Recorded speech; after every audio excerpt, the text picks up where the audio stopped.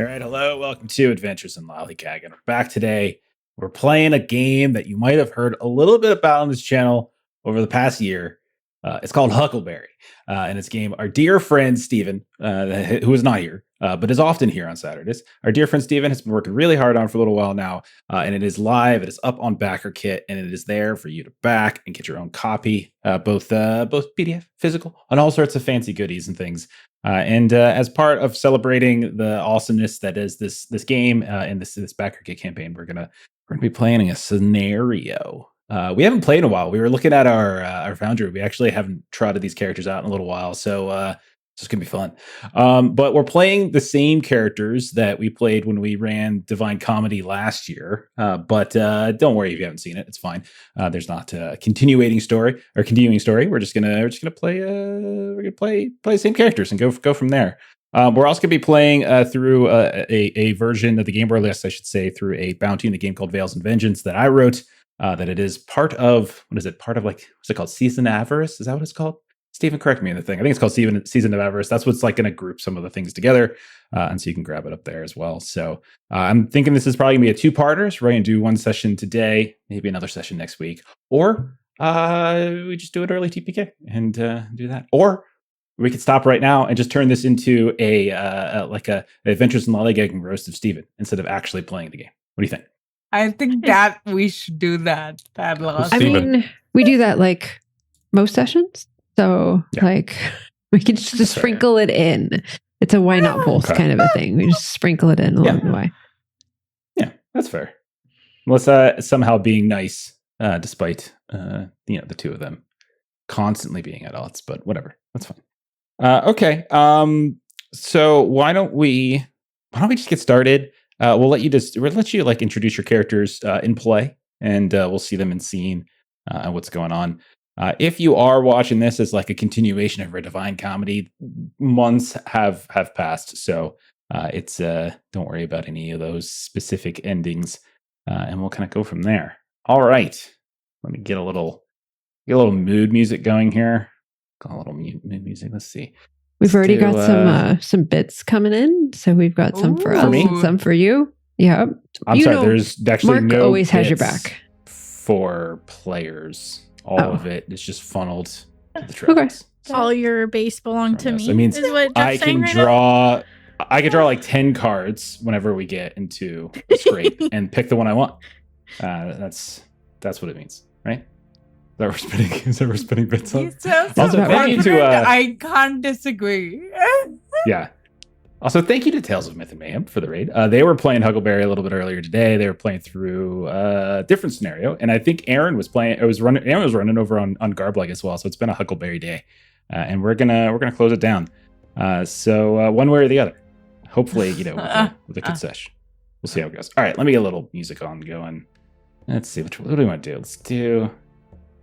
Let's do something simple. Let's start simple. Let's not go too rude. All right. Okay. So, let's see. Black screen. Day one. That's all it says right now. We open up. We see this kind of long and wide and just sprawling like swampland, floodplain. We see lots of trees, but these gnarled, not very tall trees, but gnarled and plentiful. We can see skirting between them here and there are these they're roads or paths, but it's basically just high ground. And we see all sorts of little patches of waterland as well. We hear the sounds of birds chirping and insects buzzing. And we see, like at a distance overhead, a group of 4 individuals on mounts, all on horses of some kind, trudging through this swamp. And we can see them. Sometimes the horses seem to be good-natured because they're up on dry land, and other times they're more kind of up to their waists, trudging through the heavier water and sludge. But eventually, we see this group of 4 arrive at this nearly camouflaged small town, small village, small settlement. It's hard to say exactly what it is. But we start to see intermixed amongst some of these gnarled trees, we see houses, homes, They're built on stilts, and we can see them, up out of the water a bit. Some of them we can see them built into the side of this gnarled looking tree here and there. And we see like wooden walkways and rope walkways sometimes connecting the second levels of some of these buildings to each other. And in other places, we see the ground has risen up above the water itself. And we'll say maybe that's where we begin as we zoom down in and we see these four people, these four mounts, beginning to climb up onto the higher ground, coming to this open clearing, surrounded by a handful of these stilted homes. There's not that many people milling about. There's only a handful here and there. We see a couple wagons nearby that are being packed by some of the folks that are moving about. But we see the four horses slowly moving towards a group of 3 people that are like waiting at the far end of this clearing. At the front of this group of 3, we see a woman who is probably, it's hard to tell her age, but it has to be at least 50. She is very stout, and you can tell she's sweaty. She's got this clothing on that's leaking through her pits.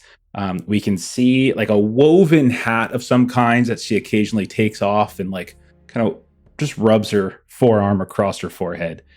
And she has a large staff, that like a walking stick that she leans against. And she's watching these 4 horses, these 4 mounts with people on their backs slowly come up. Next to her, we see a younger man, probably late teens, early 20s, something like that. Has a familiar or similar body shape, stout, wide, round-faced, kind of has a big dopey smile on his face as he's watching the group of the 4 of you approach. And then we see on the other side of this old woman, this kind of slender-looking old rogue of a man. You can see his skin is very sunburned, very leathery, and he's watching the 4 of you approach with very hawkish eyes. So let's say the first person we see crossing this clearing to where these groups are is Dora Vic. So Ashley, tell us about what Dora looks like, especially as she is atop the back of her mount. So give us a little description. Dora Vix is a Goliath of a woman. In fact, she tends to stand at least 4 heads taller than your average man, if not taller. She tends to wear a cowboy hat and a duster jacket, except she's so exceptionally tall she had to take the bottom of a secondary duster jacket and sew it to the bottom of her jacket. And she tends to wear bright red lipstick. She has an affinity for the color red, and that tends to be her nickname that strangers give her is, "Hey, Red, come on over here." And she does have a larger horse, but even still, it looks a little comical with how her knees are kind of higher than that horse's head as she's mounted astride her friendly beast. Okay. So we see the large figure of Dora atop of a mount, slowly meandering up. We see the legs of your mount are covered and stained with probably hours or days worth of time in this bog, this swamp area, that you've forced your poor animal to trudge through.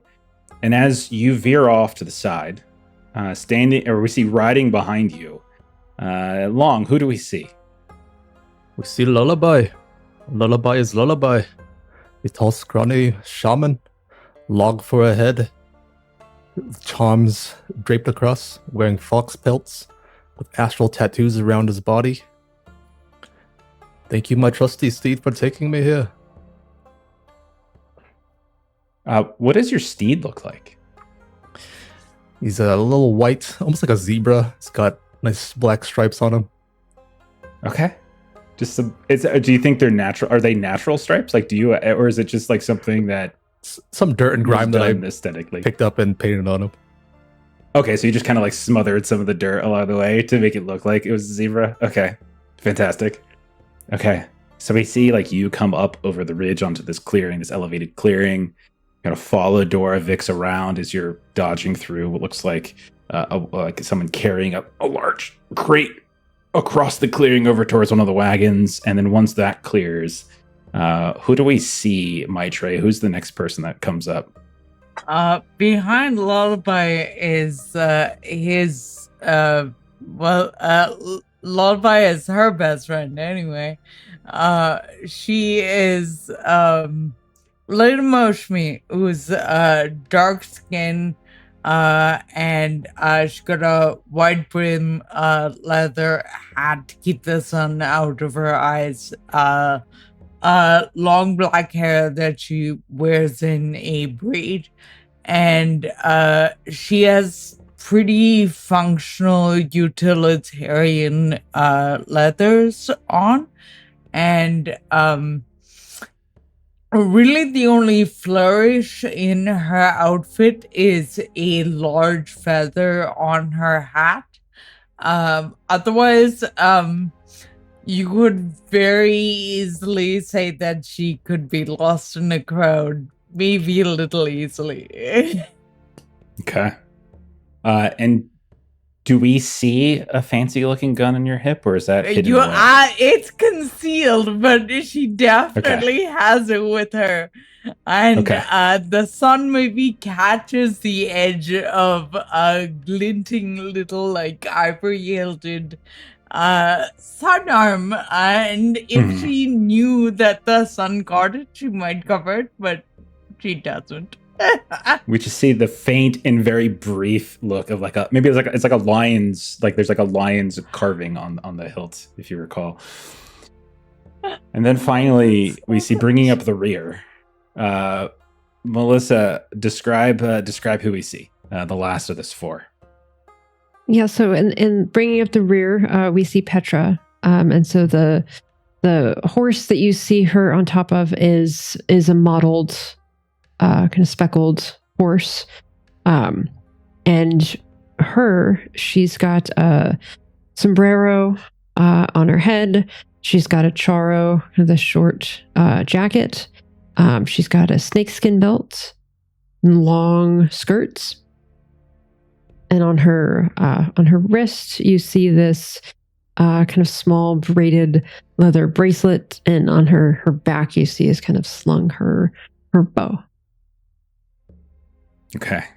So as the four of you finally get some consistently dry ground for the first time in some while, and you're passing by, again, just a handful, just a few folks around here.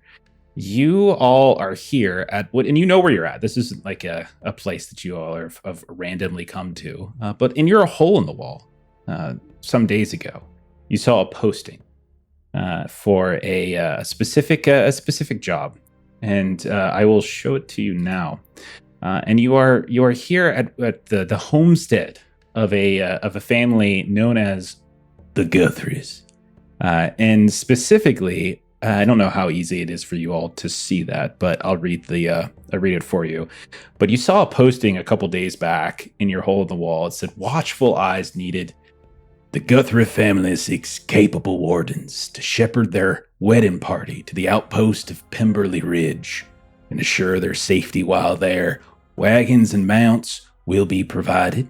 And you do see that there are 2 wagons, as well as lodging.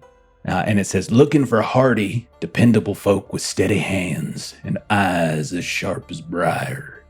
And you know that this is going to reward you with 6 chips per magic. This is a fairly good bounty.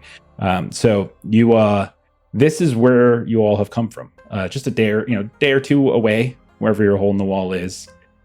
And so as you approach this group that's been watching you, the woman speaks up, the one out in front, and you can tell that she is out in front as the 2 men are slightly removed. They're not equal in shoulder. They're like just a step back from her.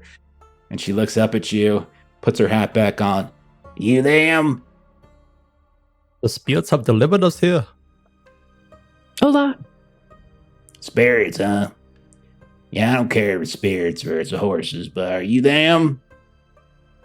Yes, ma'am, we are indeed them, here to solve your issue of safety. All right. All right. My name, Dora Guthrie. You'll be answering to me. Over here is my right-hand man, Mr. Avery Hollister. And you can see he kind of tips this old man hat. And this knucklehead over on my left is the reason why we're in this mess to begin with. Say hello, Silas. And Silas is like, it's a pleasure to meet y'all. Thank you for coming. I can assure you this is going to be a very simple task. There's really no need. I've been saying to my mother here that this is a celebratory occasion. There's no need for that. Now, I just said say hello. I didn't say speak anything more than that. You have to forgive him. He's young and he's dumb. Now, is this his wedding that we're here to provide security for? Yes, it is. It's Mother of the groom, you do not seem like you're looking forward to these upcoming nuptials. I got nothing against nuptials. I got nothing against celebrating. I got everything against my would-be in-laws that this knucklehead decided to fall in love with. So he says, Mama, there's no need to, include them in all this. Like, I apologize for it. Don't you go apologizing for me. Yes, ma'am. Sorry. Anyhow, you all tired, hungry? We leave in the morning, so you got a few hours before sundown. Yes, let us commune with you. You're gonna do what with me? Just Share a find meal. out more about the job. What do you want to know? Who are these in-laws that you're gathering?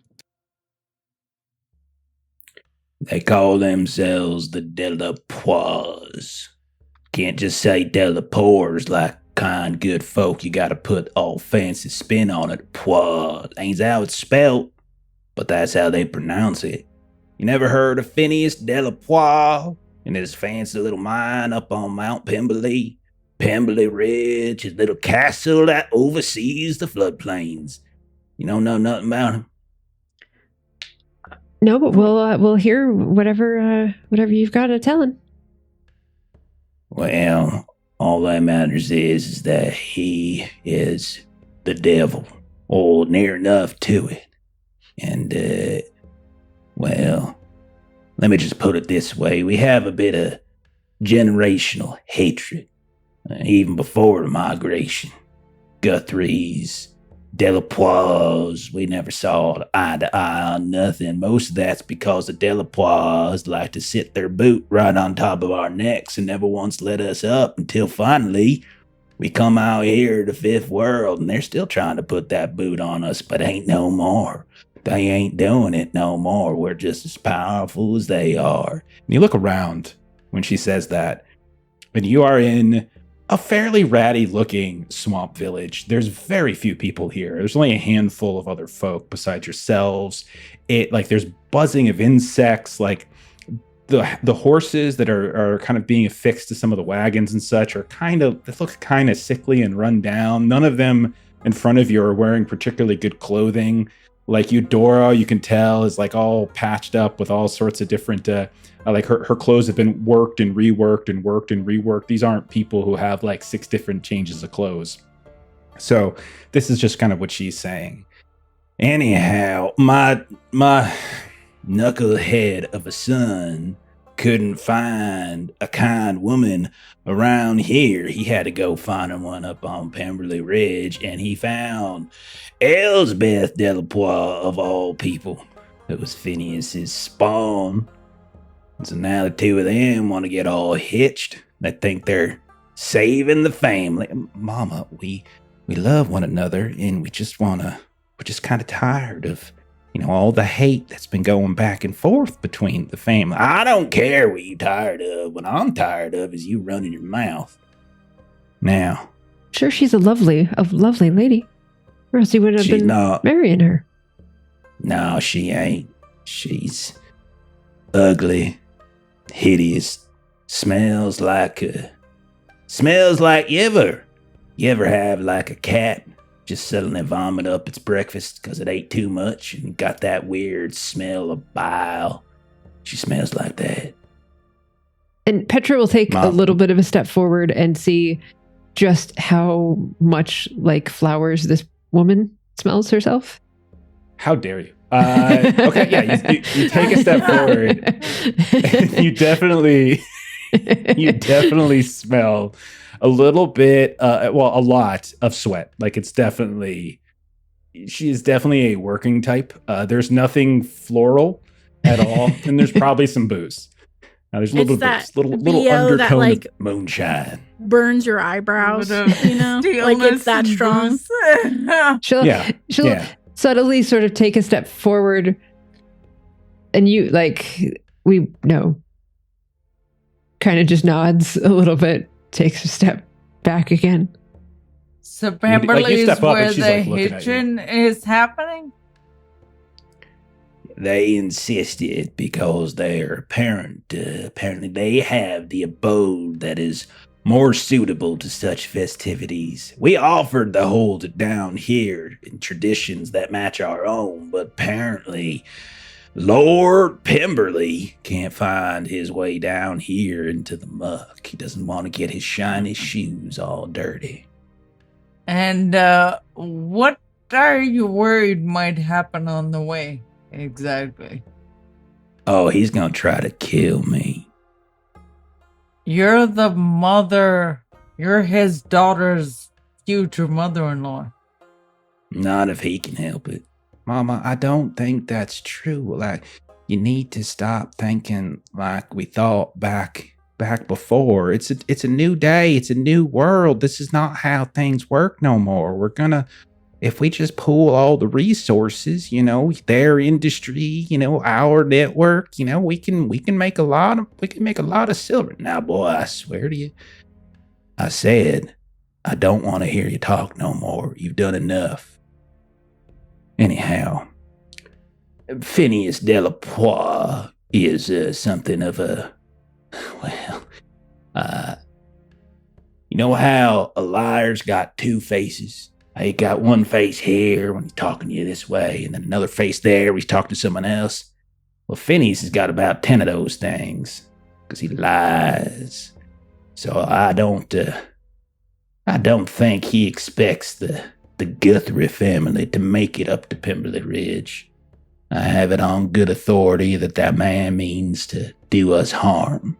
The route there is not one that is safe for most folk. Obviously, we know it better than others, but we'll be left somewhat in the open. And if we get caught out in the bog with our pants hanging down, I'm sure he can spring on us some sort of concoction. That's just how he works. He don't want his only daughter marrying this knucklehead over here, would you? And you look over at him, and he's just like big, round face, kind of stocky guy, not a particularly like attractive looking man, really average, sort of forgettable looking dude. And he's just kind of like looking down and kind of shaking his head and kind of being like he's embarrassed of his mom. So you mean to say that the Delapois did not send down an escort for their future son-in-law? Oh, they offered, but we ain't stupid enough to take it. Are you kidding me? Their escorts just can be filled with his assassins. That's all it is. Might as well just take that there 6-shooter right there, shove it up my nose, and pull the trigger. Well, was there something? I'm sure there wasn't, but is there anything on the senior Delapois' perspective that you have done to cross him at some point? Oh, I was born into this world as a Guthrie. And well, I guess you could say my network is one of creative acquisition. You see what I'm saying? and redirection of assets and goods. Apparently, Mr. Delapois is not accustomed to there being somebody that he has to ship his goods through. You see, he's got the mountain, and that's all fine. But guess who's got everything around the mountain? The Guthries. And if he wants any of his fancy-ass rock coming on through our swamp, he's got to pay us a fair share, and he ain't been doing that for generations. So he thinks that maybe if he gets rid of us, which I'm sure he's trying to do, then he can just take over our industry, and, well, it's a lot easier to push his product when we ain't in the way. I say manage the entire supply chain, as it were. Yeah, you got a good head on your shoulders. Supply chain and such. That's some thinking right there. So while these guys are talking, Lena's eyes does keep flicking to the other man, specifically to try and see if he's just gonna pay attention to the conversation, or does his focus rest anywhere specifically? So you look over to the man they introduced as Avery Hollister. He's a scrawny old man, but he's got eyes like a hawk, and they are watching the four of you. At no point does he look at Eudora or at Silas. He's just watching how you guys, the questions you ask, all that kind of stuff. Not like in a way that seems threatening. He's just kind of staring at you. Right. Weathered old man. He's just looking. Okay. Now, you all got any more questions? The Seems skinny kinda man strange. next to you. Is he part of your tribe? Avery? Yeah, Avery's my right-hand man, so to speak. And he just kind of looks at you and nods. That I am. If y'all had any sort of questions or concerns, and I'll be sure to be the one to address them. Do what I can to ensure that Miss Eudora here is not flustered with things that might be below her. And if you all are tired or hungry, I can make sure to get you all situated. Both, in fact. That is, of course, if you all are done interrogating your boss. I do think it's always a good idea to ensure that you understand the expectations when you are hired on for a bounty. Well, that's all fair and good, but y'all did travel about a day or two out here. It would be kind of odd for you all to travel all that far just to decline a bounty. Seems like a waste of your time. Well, if you can ride for days and days, and if you ride on into a town and you get an awful feeling about it, you ride yourself right the hell back out again, because that's better to waste some days than to just straight up die. And has our abode conveyed to you some level of awfulness? No, actually, I'm feeling quite hungry now that we've settled in, and wouldn't mind some grub. Well, that is something I can certainly take care of for you. And if there's no other questions, we sort of pull back from there. We see the group split off. We see like Eudora moves away and she starts barking orders to what looks like a handful of folk that are loading up some wagons and things. But we'll say Silas and Avery kind of lead you, find a place for you to hitch your horses, and kind of up through a handful of these ropeways. And eventually they settle you into a second story in one of these stilt houses. And we see like this spread come out. You got drink, you've got food. When you look at the food, you've got like these roasted frog-like things that are on these kebabs. You could see, not sure, some kind of swamp-like root vegetable that seems to have been boiled and peeled, but it's nice and colorful, like alongside. And then you got these big old steins filled with like clear liquid. It's about as clear as can be. And Avery's like, now you all be careful when you go drinking that. Don't drink that too fast. Go blind. Made it myself. Petra winks at Dora and just grabs and starts drinking with some speed. Dora just kind of like, as she grabs this frog leg, she kind of lean over and she pinches Petra's like thigh, like, hey, they got thighs just like you. And she takes a bite out of her frog leg. That is, if anyone had seen as Petra's skirts were swishing on the way in, you might have seen legs that look a bit like frogs. Might have seen some frog legs. Okay.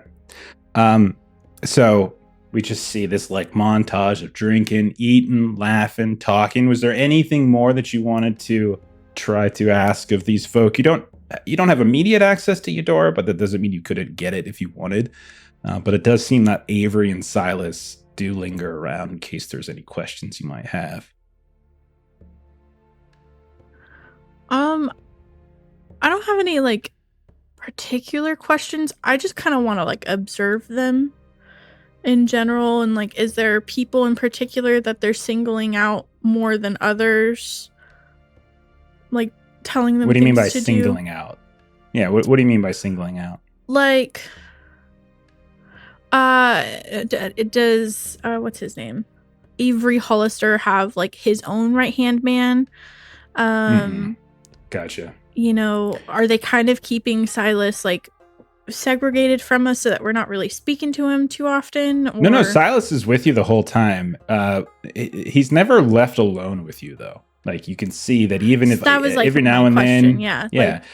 Like every now and then, like Avery will get up and have to, like someone will call out to him from below, but then you'll see somebody else come in, like, and Silas will introduce a cousin or an uncle or an aunt or another cousin or this other cousin or this cousin of a cousin, like all these different folk here and there, these other Guthries from two swamps on over, and stuff like that. So, but no, it doesn't seem like they're keeping you from him. It's just kind of keeping him from sort of lingering around by himself.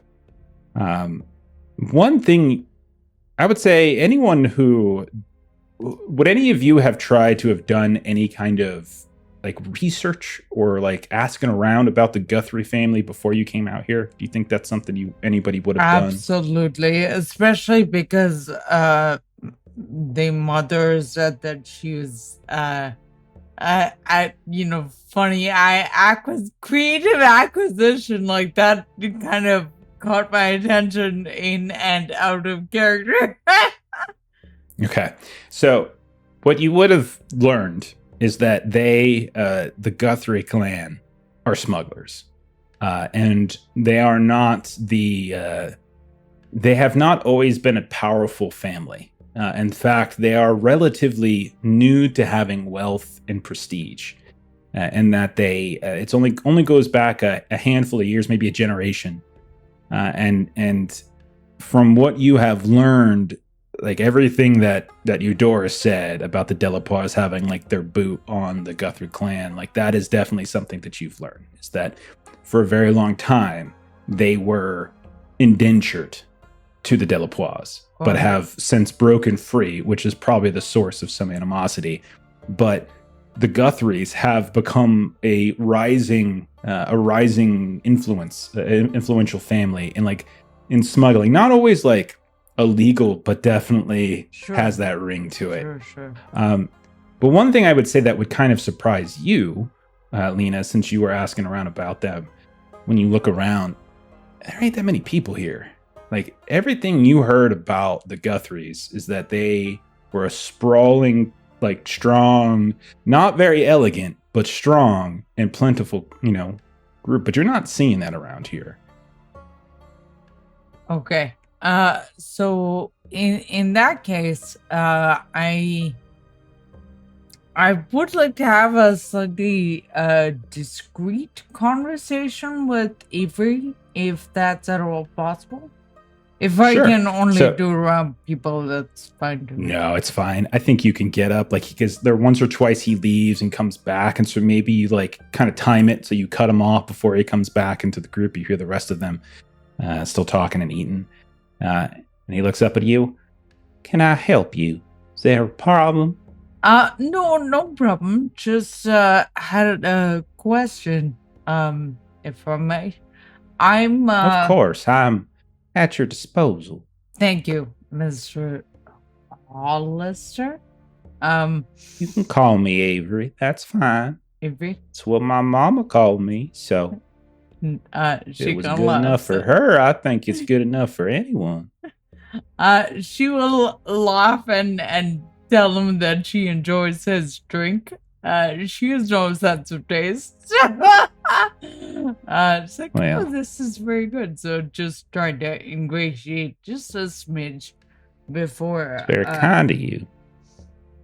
I have some special ingredients I like to put in my shine. Oh, that must be what it is then. It makes it taste so good. Must be. I'm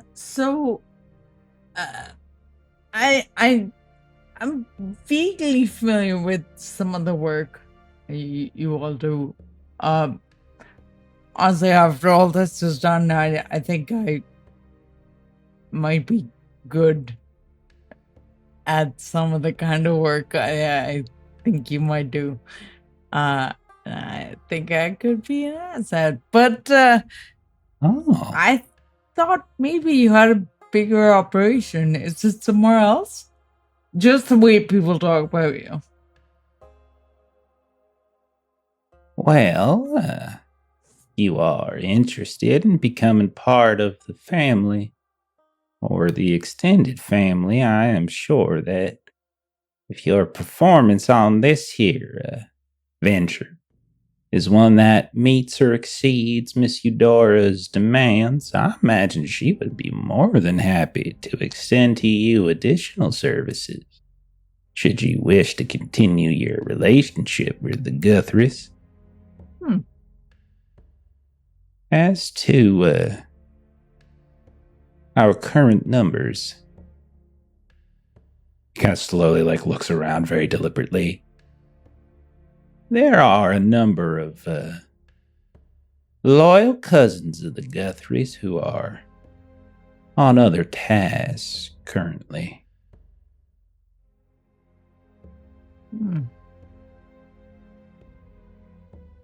And I'll tell you what. Let's do a roll for the first time. Give me what do you want to do? So this is going to be expression for skill, probably, because that's communication, right? Trying to assess what you're seeing.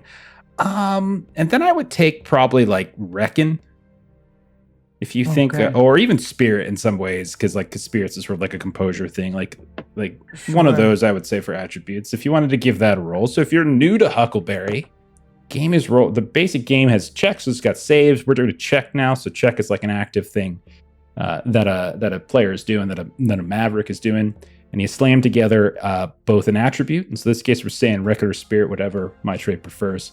And then skill-wise, again, I think expression makes the most sense, but I'll listen to other things. You're really just kind of trying to understand. Trying to read him. I am. Okay. So expression is a D6, and I'll give you reckon if you don't mind, because that's a D8. I'll take it.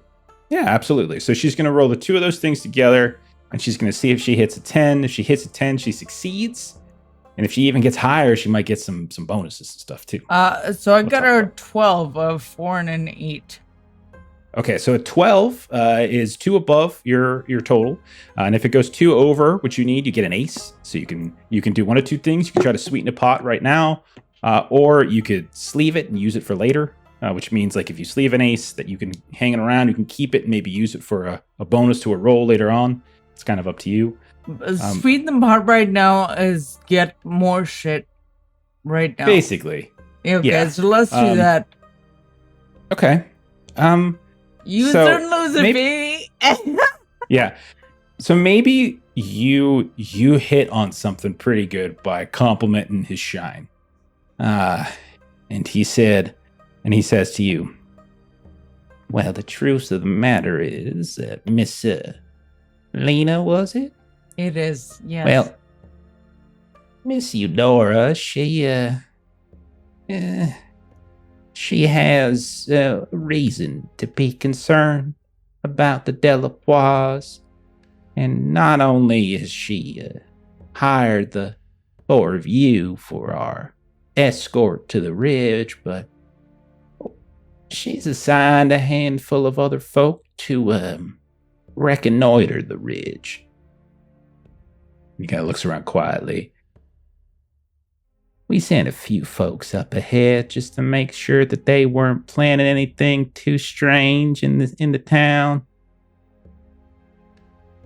That's the cousins you were talking about? Cousins, uncles, friends, aunties, all sorts of things. The truth is that we'll take almost any these days.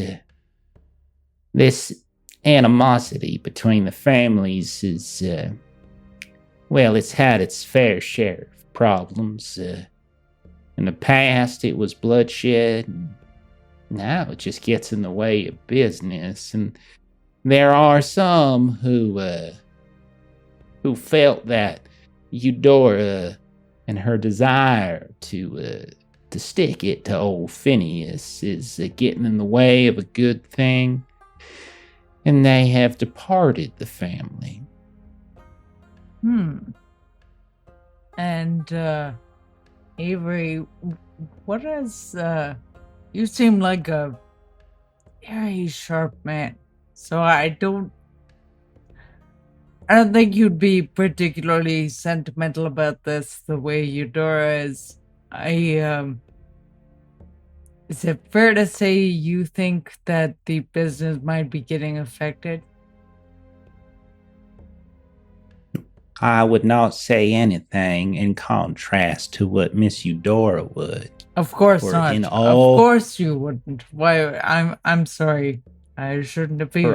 In all things, she is wise, and it is her family. I am just a friend. However, there are some of the Guthrin name who have taken issue with her handling of certain things and have chosen to find themselves another line of work. Our numbers, Miss Lena, are not what they once were. Silas, she's not wrong. He is a knucklehead, but he is a knucklehead with a good heart. He thinks that bringing the families together might mean, well, there's more money and safety and security in it for all. And the truth is most young women don't want to marry into the Guthrie's with all of the bloodshed that's been happening over the last few years. You're liable not to make it to your 40s. He doesn't have as many eligible bachelorettes as you might think, especially with his face. Lena lost despite herself. Alright. Anyhow, does that answer all your questions? It does. Thank you. Again, yeah, very good. You are more than welcome. And thank you for the kind words about my shine. And so, fade out of that. Is anybody else looking to do anything? Again, you don't have to. If there was anything that you wanted to do over the course of this first day, you guys leave in the morning. So this is about eating and resting. And if there was anything else that you were curious to do, you're welcome to. If not, we can just jump forward to tomorrow. I'm so sorry to interrupt. Before we move on, I just had one question. You mentioned that the Delapua had like mountain operations. Specifically, is that like mining and gemstones? Yeah. Okay. It would be a pretty well-known. Yeah, in your hole in a wall is like a day or two away. It's pretty close. So, your place would know of them. Okay. You probably wouldn't have met Great, Phineas. thank you. He doesn't really leave. Just clarifying. Thank you. Okay.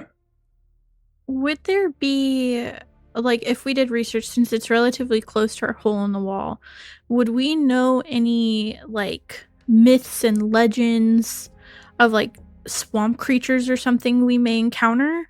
Or That's a very, very interesting question. Is this something you just want to say that you maybe asked around or like poked around in terms of the lore before you came here, or did you want to raise this question with somebody in particular? Either way is fine, but there's some stuff you might know, and then there's other stuff that I might want to check for to see if you would have uncovered anything. I think I'd probably just go with like what we know and then ask here. Maybe I'll strike up conversation with like Silas or somebody. Okay.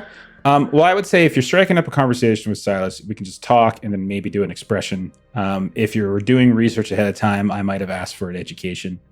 So it's kind of your call on this. Let's see. Expression. It's the same. So I'll just do expression.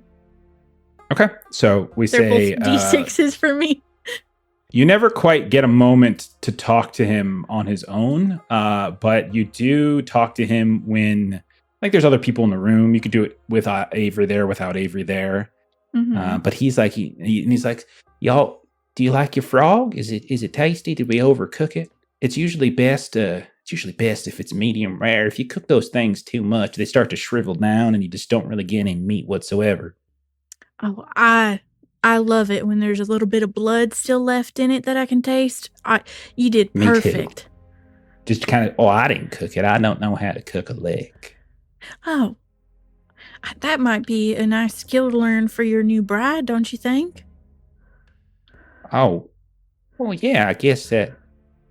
No, I guess that's sure. Yeah, I guess I could do that. I know how to like scavenge and collect stuff. It's not like my mama. She kind of exaggerates a bit my ineptitudes.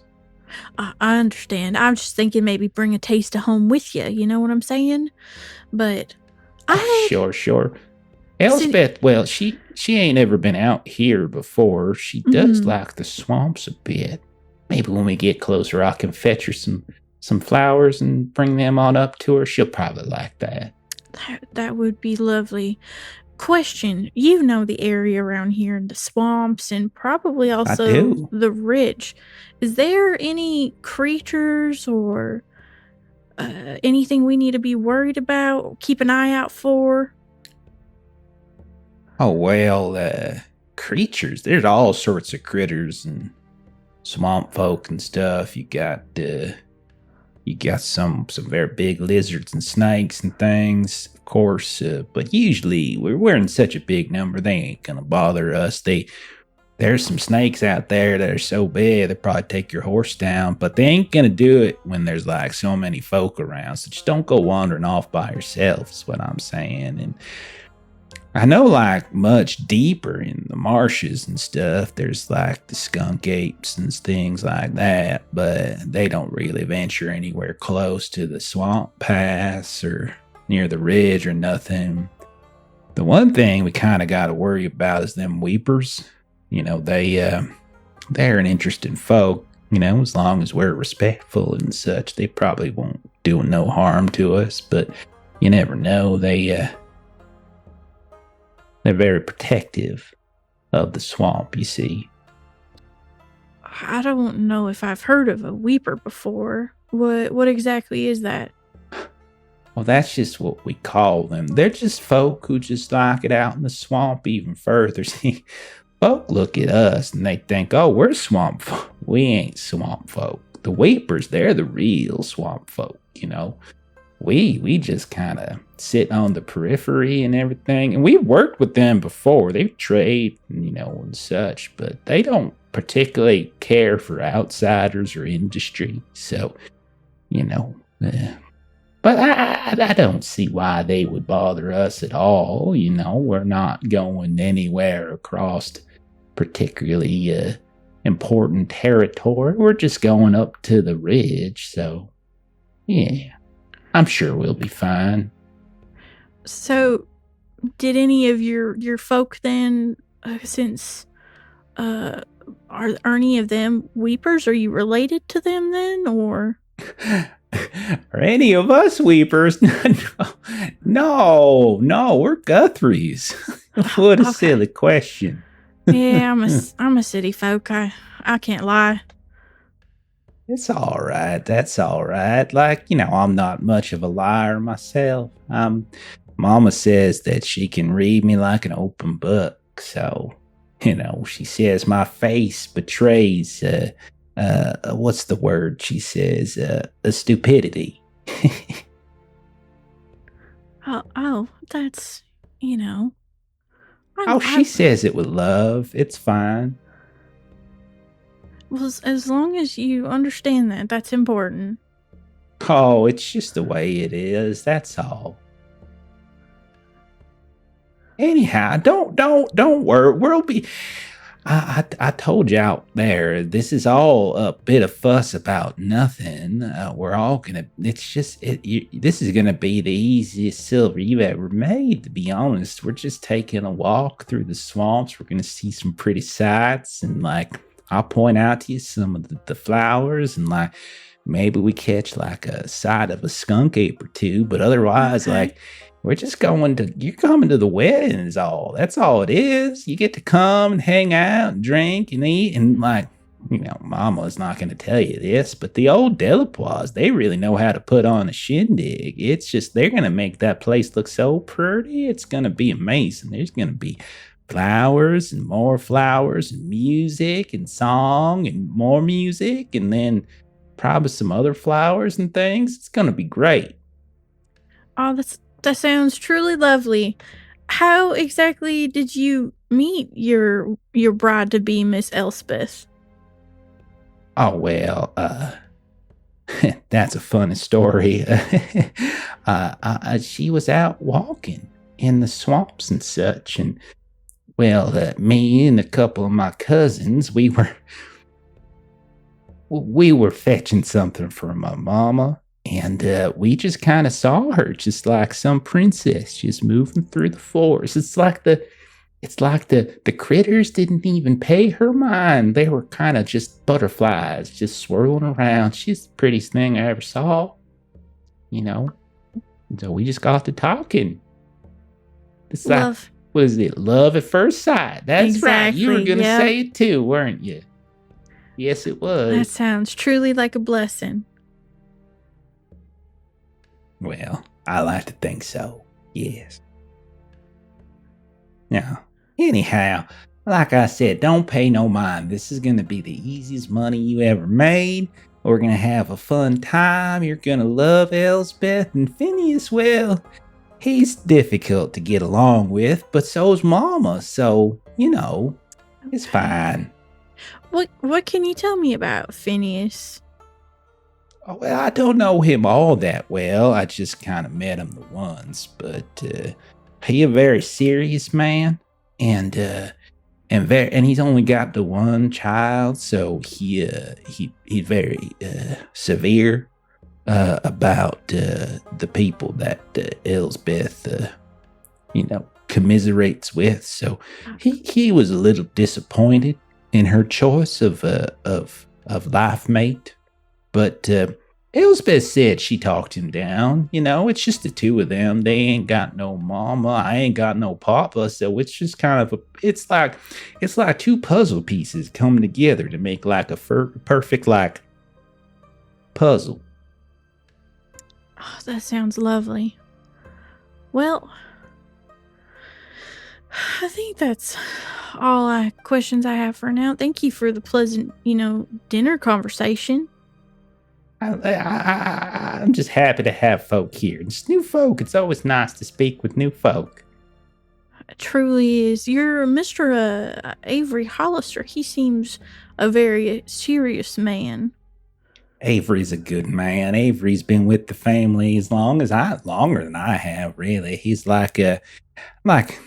I don't have a papa, but he's like the closest thing I got to one. He's very smart. He loves my. I didn't. Don't say that. Don't. Secret safe. Don't tell him I said. I didn't say Don't that. worry. Don't tell him I said that. Okay. Anyhow, but yeah, Avery is a good man. You can trust him. Yes, ma'am. So I'll keep an eye on him and make sure he's also extra protected in case anything happens. If anyone comes for Avery, I'm scared for the person coming for him. He's a little old man, my little old man. He'll rip you apart if you give him the chance. He'll do it with a smile, but he'll do it. Yeah. I guess you have to be able to survive this close to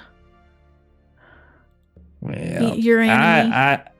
I don't know what he all did before he became part of the Guthries, but whatever he was into, it set a tone for his life, I think. But oh wow! So do people just marry into the Guthries, or do you guys have other ways of joining the family?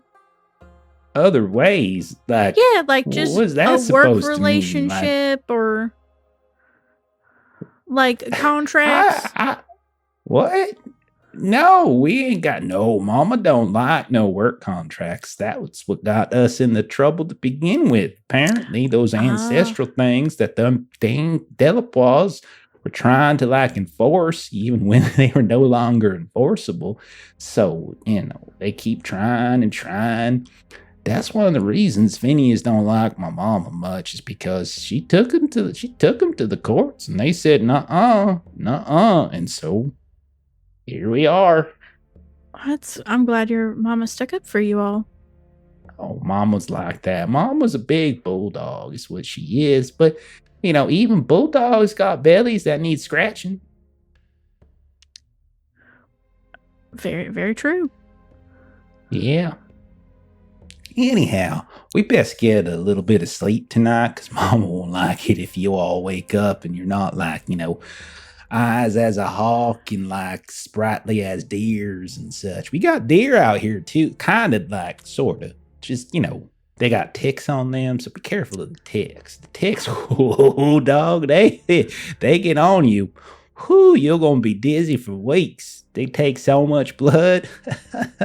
I once had a tooth taken out over in town, and lots of blood came out, and I felt better after that than I did when I got bit by the tick. Never mind, I don't mean to scare you. Anyhow. Avoid the ticks. Understood.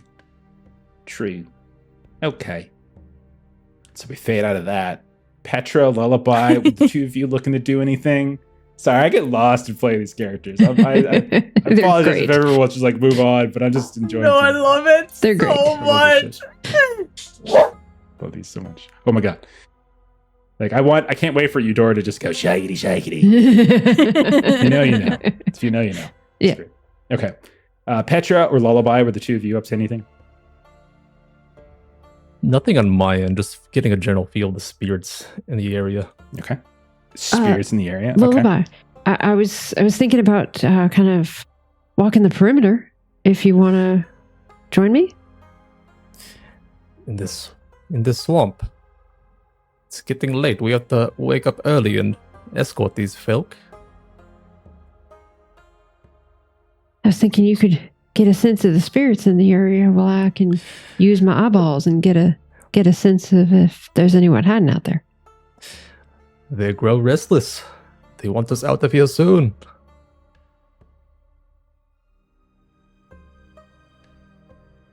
So Petra wants to see if there's anybody kind of hiding out, sure. Keeping an eye on the place. Yeah.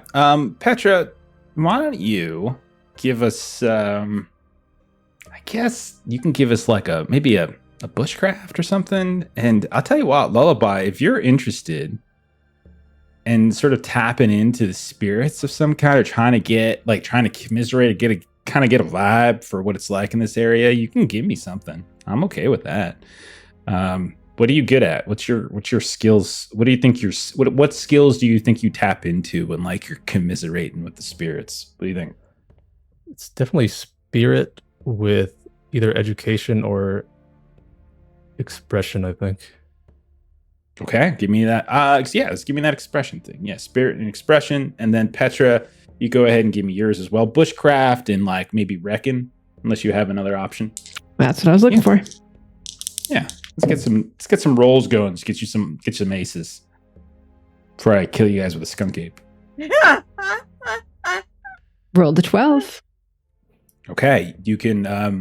I would say there's not a Yeah, I would say like if you want to, you can choose either to sleeve it, right? Keep it for later. Sweeten the pot. There's not a ton. I don't really feel like there's much I would be able to give you to really justify it. I was going to sleeve it. Like, this is Lullaby's not wrong. It is a little bit late. We should get some sleep, but she wanted to do the thing that seemed like the wise thing to do. Okay. Rolled a 5, so I failed. Petra, the spirits, they've been screeching at me since we've arrived. I cannot handle them. Oh my, did you leave on poor terms or something? Or is just a different set in these here parts? I must have brought something in they do not like. You and your damn potatoes. I was literally just like... So, It's like, what would Lullaby possibly bring? Yeah. Okay, so Petra, so you've just been sort of looking around, just sort of assessing for, like, what do you think you're assessing for? Like, are you looking for, like creatures? Are you looking for anyone acting strange? Like, what do you think Petra was after? I think specifically she was trying to see if anybody is like watching the place. Like if there's, any, and it could be creatures too, but like that's kind of what she's looking for. It's just like, are we going to be okay to bed down for the night here? Basically is her goal. Okay. Night falls. The two of you are doing a little perimeter sweep. There's a couple torches, tiki torch type stuff blazed here and there. Some on the second level, some on the first level. So it has this like patchwork of this orange, yellow light here and there. So the light itself isn't particularly large, but it's very patchy. At some point, though, you see the contour of something on the horizon, like almost like it's peeking out behind this gnarled tree. It's like on this large branch that extends out from this gnarled looking tree, as if something just like peeked its head out from behind and is looking at you. You can't make out a face or anything like that, but what you see is you definitely see, like, it almost looks like a chunk of bark just moved and split off of the tree itself, as if like there was a piece of bark that just extended away and then started looking. And you see it's like it moves around a bit, and you can tell that there's these like little branches or things maybe coming out, or leaves kind of extending out from it, just kind of watching. It doesn't really seem to be doing anything other than watching, though. Lullaby, you see that over there? It's like that part of a tree just took a little walk away from the rest of it. Is a strange growth. You don't see it. Well, Allah. See if it responds at all. You watch as whatever it was just suddenly slides back, as if it was sliding back into or behind the trunk of the tree. And it's very, like, for you can see it. Lullaby, maybe there's like a little bit of mist or something like that, or the light's just throwing it this way, that maybe you see it like shadows, whereas Petra, you're seeing something very clearly peeked its head out and then peeked its head back in, especially when you called out to it and alerted it that you knew where it was. And is this within a distance that I would be able to sort of like close the distance and examine this a little closer? It's like long, like relative to the game, I would say that it's the equivalent of long. It's like a football field away. Okay. I would say that she is going to kind of reach around kind of the top of her skirt, and she's underneath kind of where the jacket kind of meets the top of the skirt. She reaches under, and she's got her knife. And so I'm gonna go see if I can see what this thing is, and just make sure that I'm gonna be all right to close my eyes for the night there. You join me? I'll follow you out there. All right. And so Petra wants to kind of, with haste, sort of walk toward this tree. Okay. With haste, the two of you trudge out, and you have to at a certain point, maybe halfway there, you feel yourselves descend from the elevated clearing down into the brackish water of the swamp, and the two of you, with maybe it's not quite up to your waist, but maybe it's up to like your thighs. You're just like pushing through it. I presume one of you grabbed a torch along the way. That's fine. And you're looking, and you're looking, and you're looking, and you hear the sounds of a voice. You hear it's a woman's voice, and you just it's not necessarily from directly ahead, but it's nearby. And you hear her like, "That's good, little one. Now, you'll be all right now. You just go right ahead. No, that's fine. You're going to be okay. Don't be like that. Go. Now, come on. Hola. There you go. Oh, what?" And you see, like, off to your left, not quite to the tree that you were looking at, but off to the left, you see a woman, kind of middle build, not like particularly slender, not particularly stout, but is dressed in the kind of swamp gear. You can see she's got this like almost like overalls up over her shoulders, so like she was prepared to walk through the water, whereas you two are just completely wrecking your clothes. And she's got this big hat on, and she's got a lantern set to one side, and she's got some kind of satchel like over her shoulder, and she like jumps, and she looks at you. "Oh, y'all nearly gave me a heart attack. What's wrong with y'all? Don't you know y'all shouldn't be out here like this. The nighttime, the creatures kind of come and they get a little bit more curious.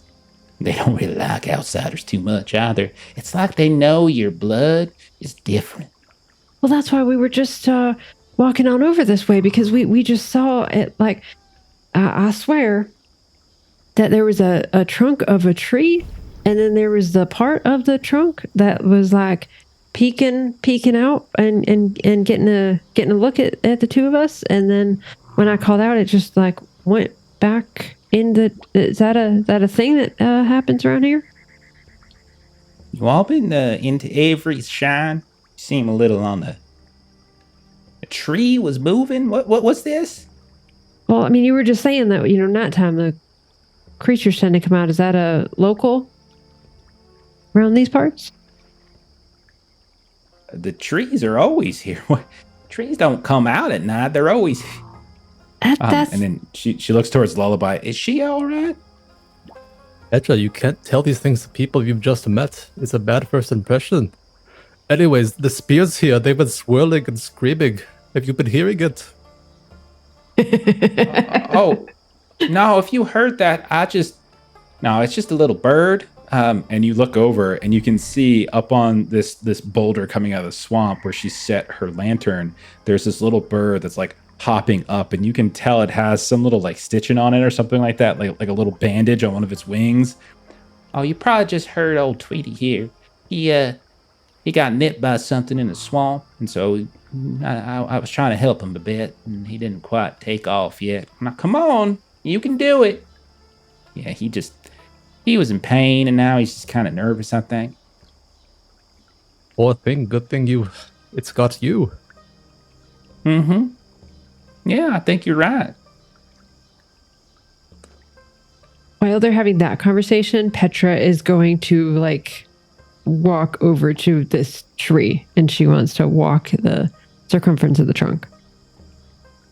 You walk the circumference of the trunk, and you notice on the back side, extending out on this long branch away from the Guthrie homestead, you see something is hanging down from the branch itself. It's maybe a good 15 feet up.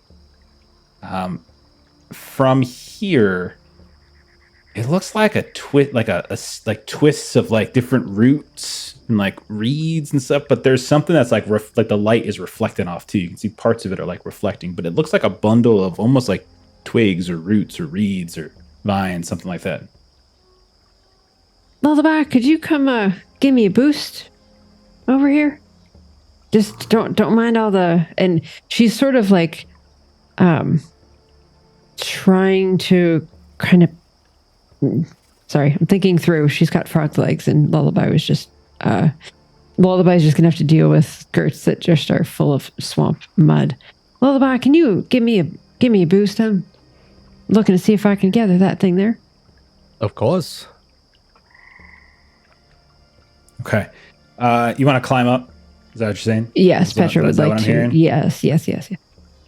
Yeah. And if he's helping you, give me like let's do.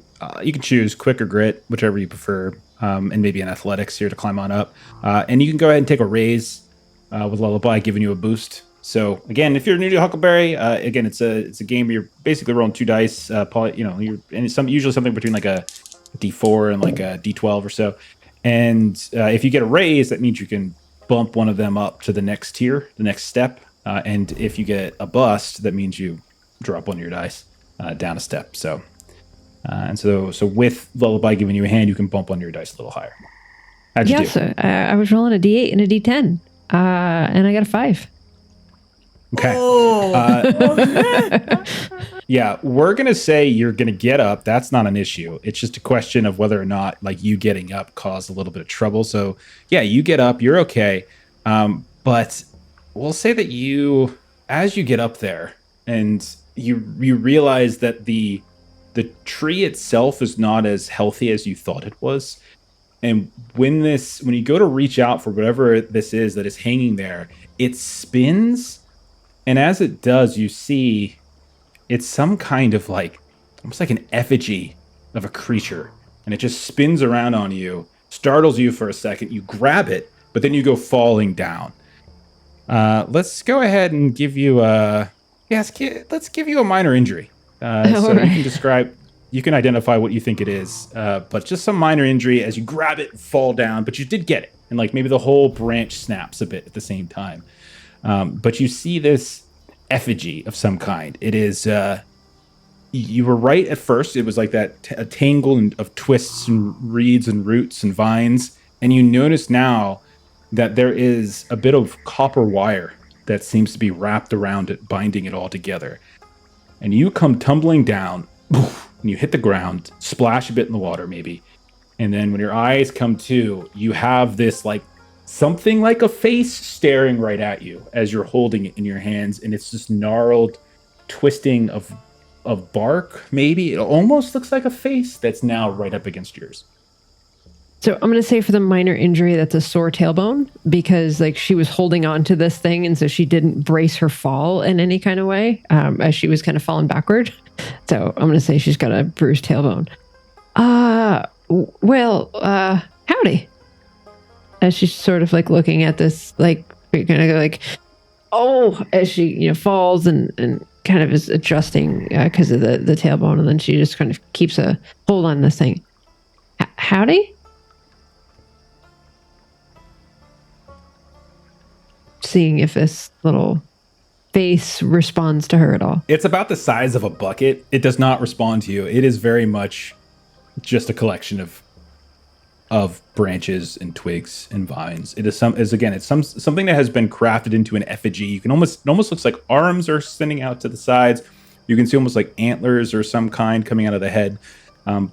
It looks vaguely like something that might be a creepy looking scarecrow. But it is, again, it's about the size of a bucket. It's not that huge. So maybe like you grabbed it. It's like the size of maybe it's the area of your chest. Like think about like it just covers from your stomach up to your chin or something like that. Lullaby, you should take a look at this thing. And also, can you give me a damn hand up, please? Oh, you have found a friend. They are with you for life. Can you hold it for a second and grab my hand so I can like get up off my back out of this muck? Let's get you out of here. Oh, thank you. So you get her up. And that other woman is nearby too. You okay, dear? You okay? Just took a bit of a tumble. Fall off my horse all the time. But have you seen something like this out here in these parts? And she'll kind of spin it, just holding it. Oh, well, look at that. Oh, you don't see them this close. Yeah, that looks like the weeping folk were nearby. That's curious. Who are they? They usually don't come this close. Oh, yeah, well, they're curious lot. They Well, they live out in the deeper marshes, and they kind of prefer their privacy and such. You might say they put these little things up here and there to sort of dissuade folks from exploring too far into the swamps and things like that. They're a little what's the term? Private, antisocial. They don't really like civilization too much. Well, we've traded with them before, but they don't really like the industry, things like that. They don't want our boats going too far. A few times, we've got them turned around here and there, and normally no issues whatsoever. But yeah, that's kind of close to here, though. To be honest with you, I've never seen this close before. It's curious. So when I asked a bit ago if it could be something that was behind a tree and then kind of moved out from it, would that be what these weeping folk would look like if that were one of them? Oh no, you wouldn't be able to see a weeping folk. They just kind of blend in perfectly. I mean, you could be looking out at the swamp and swear you see something move and it ain't what you think it is. They just, they got a way of just sort of camouflaging themselves, you see. But as long as you don't do nothing too terrible, go too far, light fires in the wrong place, or they'll probably leave you be.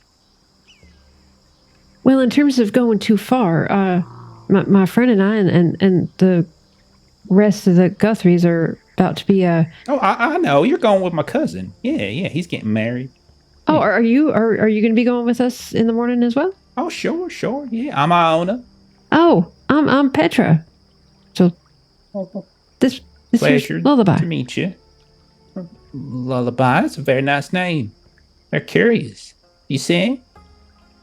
No, my mother does. Lullaby is a lullaby. Well, that's very well spoken. Okay. But yeah, no, we're not going.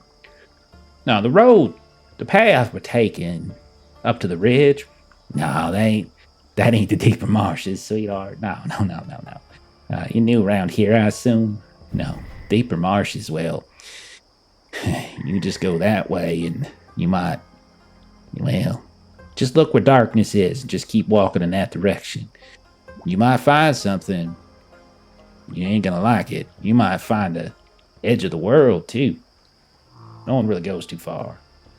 I heard a rumor they got some kind of enclave out there where they do their hoodoo or whatever it is. Their little, kind of, they got rituals and things like that. They commiserate with nature. The spirits. Lullaby. Oh, yeah, they commiserate with spirits. There You go. hear that, Lullaby? They commiserate with the spirits like you do. Yes, many a tribe does.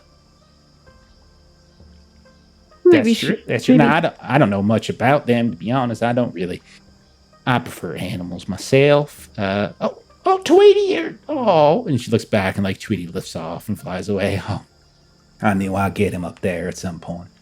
So, but yeah, now this is kind of odd, but no, we're not going to get anywhere close to nothing like that. The path we're taking, it's trodden. It's a trodden ground. We've trodden it before. Well, Not an issue.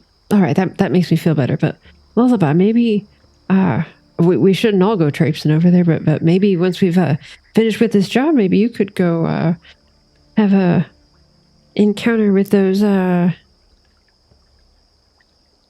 weeping folk.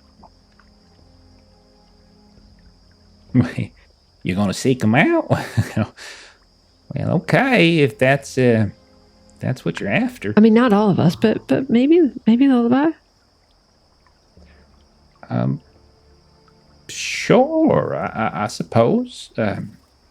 You coming on back to the house with us, or are you staying elsewhere before we take out? Yeah, I'm all done. Yeah, it's Tweety's all gone, and so I'm ready to. We probably should get to bed. Dora's not gonna be very happy with us if we wake up and slow things down in the morning. She wants to get on up there. God wants to get on going. If we don't, then the assassins can't attack, or whatever it is she's thinking. Let's just get going now. And she just kind of packs up her stuff. And, okay, back we go. And she'll go back with you.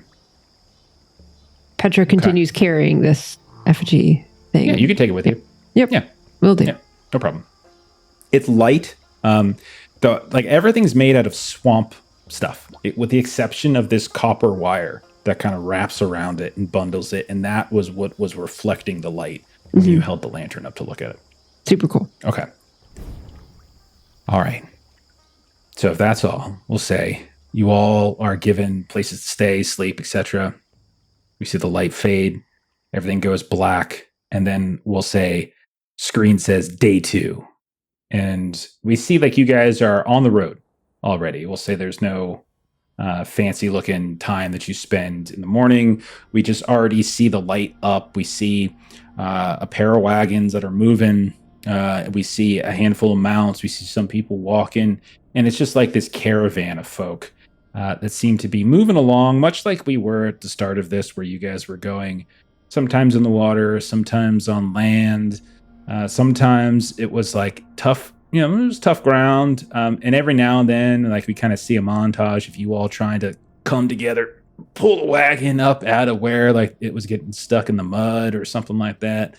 And then at a certain point, everyone kind of slows down a bit. You see Dora kind of like, what's going on up there? Why are we stopping?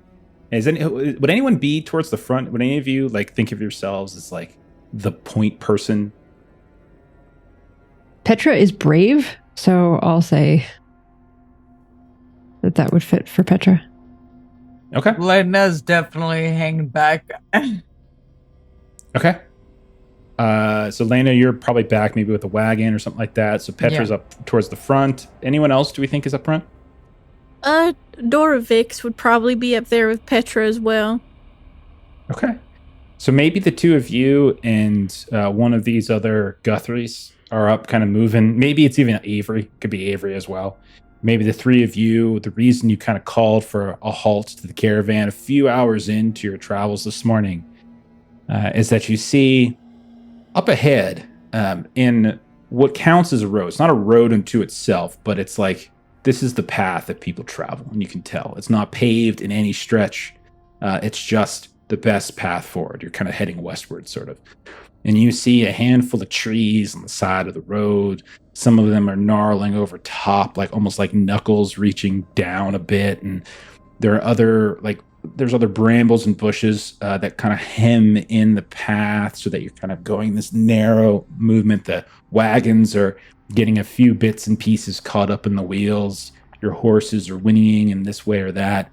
The insects have been swirling and swarming, smacking them all morning for the last few hours. And it's been a relatively smooth ride for the last maybe 3-4 hours of the morning. Except this is the first time that you all have seen something on the road. And you see Dora, Petra up ahead. You can see that there is a body laying in the road. Maybe, I would say you probably catch it not quite long range. We'll call it like the equivalent of medium range, which is like a couple buildings away. Think about it in those terms. So maybe 40, 50 yards at most. It's not so, but it's overcast today, but it's not raining. It's just like there's a lot of cloud cover, but there's enough light, and there's enough of these trees that kind of obscure super clear vision. But you see a body laying on the ground up ahead. I would say Petra, body ahead. And Petra would immediately, like she is a sawbones. So Petra would kind of immediately kind of like halt and kind of run ahead and, kind of take stock of the condition of this person. You like kind of kick your horse. I assuming you're kicking your horse into gear and you're riding up? Yep. Okay. And you hear like the sounds of like Avery Hollister like protesting for a second, like wait, and you just go. What about you, Dora? Dora follows, and when Petra hops off, she'll snatch Petra's horse and she's keeping like hold the guard. reins. Yeah, and she's keeping guard of more of like the area than paying attention to the body. Okay. Seeing if this was like a trap or something. So you're looking around. Okay. And then Petra, you hop off the horse, you go up to him. It's a man, large man, actually, very large man. You might even go so far as to say somewhat obese, like in terms of his size. He's huge. He is laying face down in the muck. He's got this. He's got like a very thin, like white shirt that is over his torso. Doesn't seem to fit particularly well. He's got no coat. Nothing long sleeved. He's got hair all the way up his arm onto his shoulders and his back, and he's face down.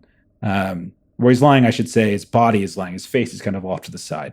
And there's like a big spread of muck and mud going off in different directions, and you can see bugs starting to crawl over top of him. He is somewhat balding, and you can see like there's this centipede of some kind just crawling over top of him right now. And one of his feet is covered with a shoe. The other one is not. And it looks like his pants don't go all the way down to his feet. So while the two of you are up there looking at that, back in the caravan, Eudora's like, "Why are we stopping?" And Lena and Lullaby, you are kind of back in that same area now as everyone's coming to a close, and you see Eudora's like kind of hopping off the wagon. "What on earth is this? This is not like," and then she points at the two of you, like, "You better, this is it right here. This is one of them moments. This is where they're coming. Keep your eyes peeled. You spirit boy. They probably got spirit assassins too." Out here in the swamps? We are in danger. Of course, out here in the swamps. That's where we're at. Where else would we be? You were going on and on about spirits screaming and stuff. Now you're saying they're gone. If they are here, it's already too late for us. Okay, boy, I just don't even know how to talk to him. Can you talk some sense into him? I will, but it might be easier if you just go back into the caravan and let us handle this. All right. Okay, so she'll reluctantly nod at that. But she doesn't go back up onto the wagon. She instead just puts one of her hands like on the rim of the wagon itself. She's got her walking stick, and she's just like waiting and kind of looking up ahead. And then do you two do anything, Lena or Lullaby? I think Lena gives Lullaby a meaningful look to not speak to her anymore, and then moves forward to Petra. Okay, so you start moving up. Okay. What about you, Lullaby? I'll make sure the folks around the wagon and caboose are okay. They're Okay, going straight yeah. before. All right, so you're keeping folks. You see like one or two people are like, I'm going to take this opportunity to go drop a deuce on set. and you see like they start waddling off like, Oh, I've been holding this one for like a mile. Oh, goodness gracious. Them frogs we had last night, overcooked. and so like a couple of people are literally leaving the caravan to try to go and relieve themselves off the road. Do not go so too you're, like, far. trying to- Hey, you don't want to be around when this happens. Okay, I'm probably gonna scare your spirits away too. I meant.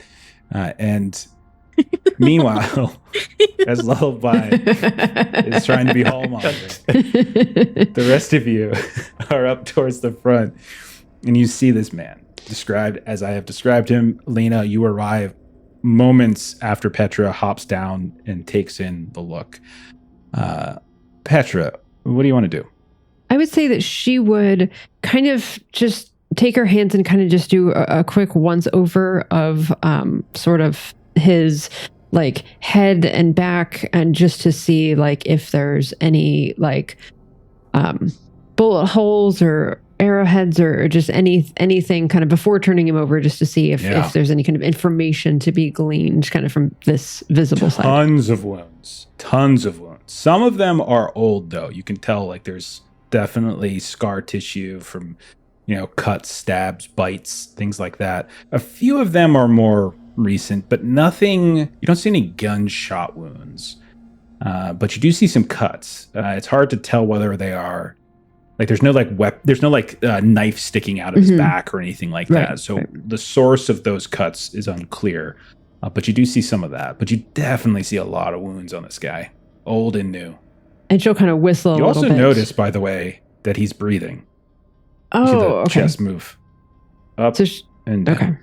She'll whistle a little bit, and this poor man seems to have had a rough life. Oh my word, he is still breathing. Lena, Mr. Hollister, can you give me a hand? We need to roll this man over. And so Petra will kind of go towards his shoulders and hope that Lena and Mr. Hollister will help. Lena is doing exactly what Petra instructs. Okay, yeah, Avery will join you, and he's got kind of like I'll say, Dora, you notice this because you're holding the horses, and Lena and Petra are down on the ground now. You guys are in the muck and the mud. You just feel it begin to just like suck away at your knees and your shins as you just are almost like sinking into it for a moment. For a while, you've been on the horses, you've been on the wagon, so you haven't been in this close contact, but it's just kind of sinking and pulling you down. But Dora, you notice like Avery's got this like worried look on his face, and he keeps looking over his shoulder. He's like, Dora's not gonna like this. You all might want to hurry up. And you can hear like, what the hell's taking so long? Just kind of shouting from the back. And he's got like a concerned expression on his face, Dora. That's something you can easily notice. Okay. Petra, give me a bushcraft test. Okay, bushcraft reckon? Sure, yeah. Yeah, it's usually bushcraft, I think, for patching up. So we'll just treat this like a patch up. A patch up's more for ailments, but we'll treat it that way. Yeah, give me reckon I think is perfect. All right. I rolled an 8, so I can spend a sleeved ace to get that up to a 10. Yeah, so as long as it's like, I think it's before, like before you know the outcome, but after the roll. Outcome, yeah. So you rolled, we didn't narrate an outcome. You can spend a sleeved ace to get +2 to your roll, which effectively means she has at a 10 now, which is why she'll pass. You get down there and he's unconscious, but you're able to, maybe something in your bag, you're able to like sort of rub something foul smelling underneath his nose. And he's like, oh, jeez. Oh, what is that? That's awful. That's awful. Oh, goodness gracious. And you see he coughs a bit, and like some bugs come out and everything, and some spit and spittle and mud. And it's like, oh, why does everything hurt so bad? Oh, man. What's your name, friend? What? Am I your friend? Oh. Well, we come upon you ass up on the mud here, but I suppose now we're friends. Oh, is my ass showing out dear? And he kind of like reaches back, and he's kind of slowly trying to pull up his pants, and he says, I'm sorry.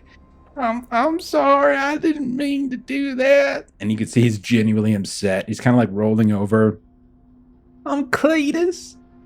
Oh. Cletus D. What happened, Cletus? I got attacked on the road. Bunch of outlaws and such that took everything I had. What did you have?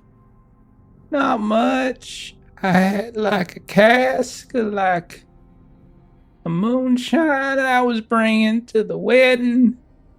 But they took it. And then they cut me a couple times, and then they left me here. I would have died if it wasn't for y'all.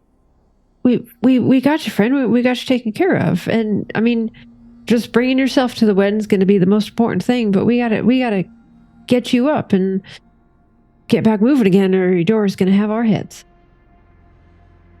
Oh, I'm sorry. I didn't mean to cause you no trouble. I didn't mean to do that. I'm sorry. Yeah, I think I can get up. And he's like getting up a bit. And it's the kind of heavy and slow, but he's surprisingly surprisingly agile. He kind of gets up and away, especially given his size. And he kind of stands up like, oh my goodness, y'all see my brother? No, not at the moment. And Petra will yell back to Dora. Dora, can you confirm with Eudora that she's got a cousin Cletus D? Oh, I don't know Eudora. Who do you know at the I ain't wedding? got no cousin named Cletus D. She calls out. Yeah. And Dora calls out trots up a little bit with the horses. Well then why are you coming to the wedding, Cletus? Who do you know? Well, because it's an open invitation. They said anyone can come. Okay. Everyone around here can come. It's gonna be a shindig, a hootenanny, whatever the bigger one of those is. Who's your brother? D? His name is DD. Well, yeah, we call him Double D. Oh. Well. I haven't seen Double D or Well, he's up in town. He's up in Pemberley. He's working up there. Okay. Well, we're heading to Yeah. Pemberley if you want to get moving with us. Make sure you don't get attacked again. I can come with you. Get moving is the operative phrase there. Just shoot him and be done with it. Let's go. Lena also pipes up at this point, like, he seems fine. I don't know if it's such a good idea for us to be just having random people join our group. What do I'm you not random. My recommend name's we do? Cletus. She said I was her recommend we friend. let him find his own way to wherever he needs to go. This But man we're is going the same injured. way. He should be under. I mean, he can walk in the back How if do you want him know to. we're going to the wedding? Well, what other reason you going that way? It's the only I don't know. reason people are going. It's like one of those moments where you say goodbye to someone, but then you're both walking in the same direction and it's weird. So might as well just acknowledge that we're going in the same direction. Alright, well, if you can talk Eudora into it then, because I'm not going to. And it's at that point we'll say you hear Eudora come up. What the hell's taking so long? Roll this son of a bitch out into the swamp, put a couple bullets in them, let's get moving. What? No, don't Why do on that. earth? No, please. Why on earth Like would we Avery's do like, that? No, I'm not Eudora. suggesting we kill him. I'm just saying let him just not Why join not? us. He's an assassin. He's one of He's Phineas's not an goons. assassin, and if he's an Look at assassin, he's a really bad one. Oh, well, that's not a very nice thing to say. You know what? I You know don't what? Understand. I have an idea. I'm I just have an trying to idea. get you from not being shot. Wait, Cletus. We don't need to won't be get shooting him. shot. So how about here? You got this here big old tree right here. Put your hand on that tree. Okay. Okay. Puts his hand on it. We're all gonna go. And then I want you. Can you count to 100? No. Damn it. Can I you don't count? know my Count numbers. to 10. Can you count to 10? There you go. Lena's Do got it. that 10 times. There you go. Gotta count to 10. My brother's the one who knows the maths. How high can you count? 1, Uh-huh. 2, Uh-huh. 3, Uh-huh. 4, Uh-huh. 5. Son of a bitch. You know what? As slow as you talk, just do that 5 times. Don't follow us till you've done that 5 times. Avery's like, Now I don't. Now come on. Now we are good folk. This young man here certainly seems to be a little out of sorts. Like, doesn't even have someone stole his shoes. No one stole it. I just only got the one. Well, he's clearly got some sort of he's got some injuries. It looks like, if we don't help this poor man, then we're just as bad as the Delapois. I don't care. I ain't helping them. We ain't got that. They ain't got no supplies to do. We ain't got no time. We sitting out here. We're sitting ducks. Something's gonna come out. I'm just waiting around. I got that Lullaby fella trying to get folks inside the wagons, and everyone's kind of wandering off like they can do whatever they want. At any point now, we're going to hear a gunshot ring out, and someone's head's going to go exploding against the wagon. Is that what you want? Now, Eudora, I think, come now, I don't mean to be rude, but we are still good people, are we not? And she looks to you, Lena. Go ahead, push him off into the water. We don't need him no more. No. Go swim in there. I don't think we need to kill him. We don't have to take care of him. Just let We him don't be. kill him. You know what's going to happen. We leave him alive. He's going to count to 5 20 times. And then we're going to be by. And then we got ourselves an assassin on our tails. You want an assassin on your tails now? He's not going to assassinate you.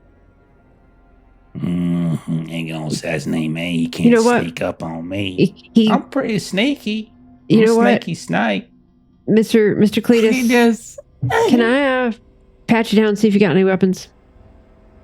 Oh, sure. Yeah, that's fine. And Petra will pat him down. Make sure he doesn't have any sheathed knives in like boot sheath or anything in his one shoe.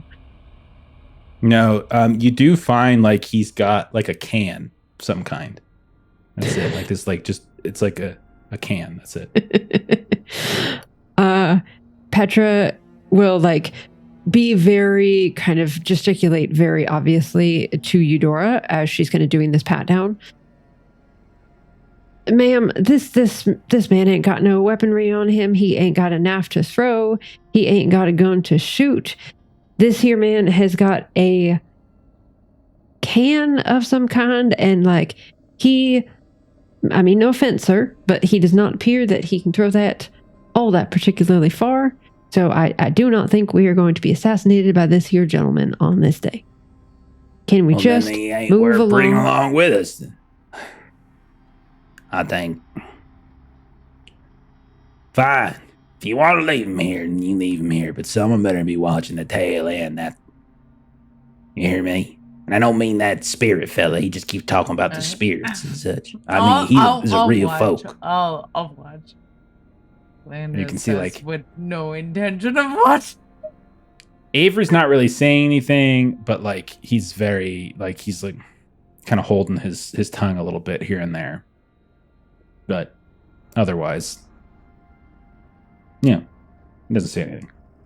But you could tell, like anyone who looks at him, you can tell he's not happy with this decision. And so you guys move back to the caravan, and you guys hear 1, 2, 3, 4, 5. Kind of call the folks back who are out, like visiting nature. Lullaby. Everyone comes back. Come back. Oh, I feel better. Thanks, Lullaby. Thanks for keeping an eye out. And we'll say everyone comes back, and the caravan moves past. 1, 2. Just keep just hear that for a little while. Okay. Okay. So you guys push on, and you gotta go back to your positions. Lena, now you're in the back, and you're like kind of watching behind, and you're the last to see, but eventually you kind of weave your way and undulate and this and that, and you just completely lose sight of him. And then up front, Dora and Petra, you're like out looking ahead, and you don't really see anybody else. And so maybe about an hour or so later, as you guys are moving, Lullaby, you're kind of somewhere in the middle, right? You're kind of like somewhere in the middle of the caravan, maybe riding next to a wagon. You're just like, you're a handful of feet back away from that Iona woman that you met last night. Her and like when she was like fixing the wing of that little Tweety bird and everything. You just see like the horse just starts to lilt a little bit to the right, like that she's on, and you see she just kind of starts to weave, and then you see she just completely falls off. and just splats there on the ground. You see she like tumbles a bit, like halfway into this brackish water, and it's just still. Whoa, Nelly. We've got a follow here. No. What? What you talking? What? Who's Nilly? Old Iona here. She's gone lost and then fallen in the swamp. Let me see that. You see it. Dora comes like walking over. I told you. And she looks right at Lena. I told you. Assassin, where is he? You keep your eyes on him. Where is he? Just What are you fill guys up the horse. It's hot. That's all that it is. Just drink enough water. What are you guys doing? I'll ride up to where she fell off. I am as well. Right now. Mostly Okay. to prove a point to her. Okay. What do you do, Lullaby, when you get there? So you're up, you hop. You're the closest one, so you get the first shot of this. What do you do? Right, you said she fell into the water, right? I'll jump off Yeah. my horse and pull her out of You there. jump off the horse. Yeah. Do you like pull her out of the water? Yeah. Okay.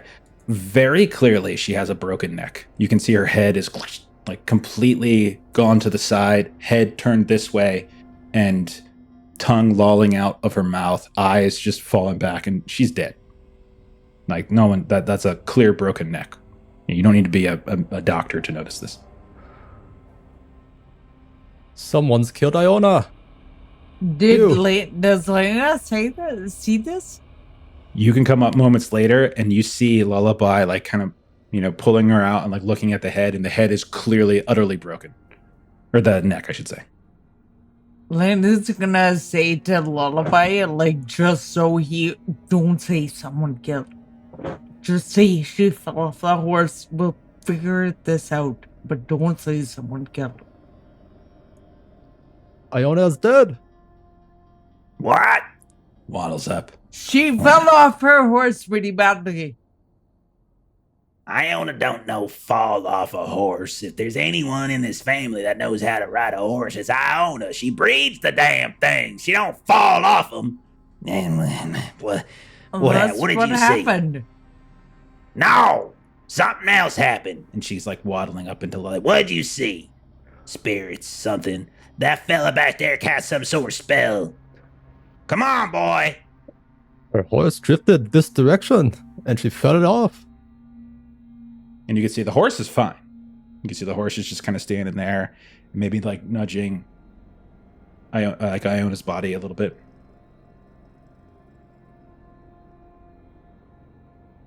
I did not see what happened to her. She was fine. She was assassinated. This the Delaproz. I'm telling you, this the Delaproz. I told you, this is why we hired y'all. That's one of my family now gone. I told you we should have taken that boy out. Gotta take me seriously. Come on here, you thinking listen to my dumb-faced son like, oh, this is gonna be easy. It ain't easy. Phineas Delaproz, he is a sick, twisted man. He ain't gonna let us get there. We're liable all to die before we even get to the gates. Or no, even worse, he's gonna take half of us out, and then we're gonna get inside, and then he's gonna do something just horrendously awful. It's gonna be worse than that. He's gonna skin us alive. You all better. What am I paying you for? And she's just like flipping out now. Yeah.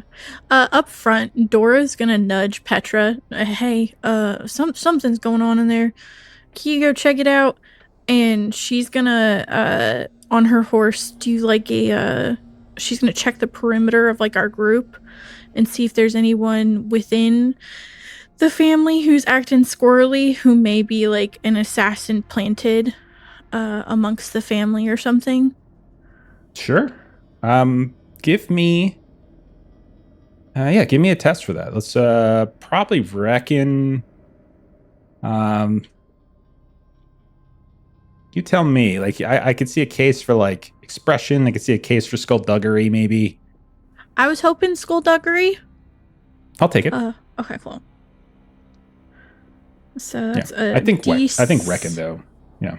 Yeah, D6 for my reckon and D8 for skullduggery. All right. And I got a 7 on my D8 and a 5.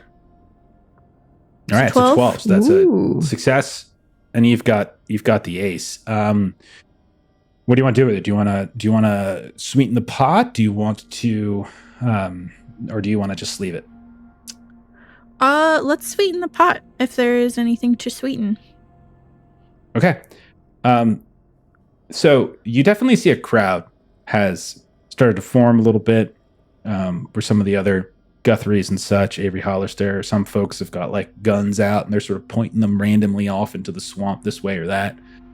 The one person that you see that is acting a little bit different is Silas, who looks like worried, but he's not like looking out, firing. Like at one point, like he looks down at the body, and then you see him as Eudora starts having like her fit. It's like you see he's looking down, and maybe for a moment he's like leaning over Lullaby, and then he like you see this little jolt in his posture, and then he kind of stands up, and then he moves over to one of the wagons, and you see him just like hop inside of it, and he's just like looking and sort of ruffling around a bit in some things. Oh, if he's being that weird, she's gonna hop in right after him and see what he's rummaging. What? What you looking for there, Silas? What you notice? Something to help her. I don't want her to die. She's nice. She was gonna be part of the wedding. She was gonna be one of the bridesmaids for Elsbeth. We got to do something to help her. We got to find. I was looking for some kind of like balm or something, or like a medicine or something to help her. I called Petra to go assist. She's our sawbones. She can heal her if there is anything to be healed. Oh, but he just seemed a little jumpy, more so than everyone else. It's not every day you see your friend fall. You know, she just. They say she dead, but I mean, she might not be. You know, she might still be alive. You know, she might still be okay. Right? You said your friend's good. I'm not the sawbones, but that's Miss Petra. Oh, okay.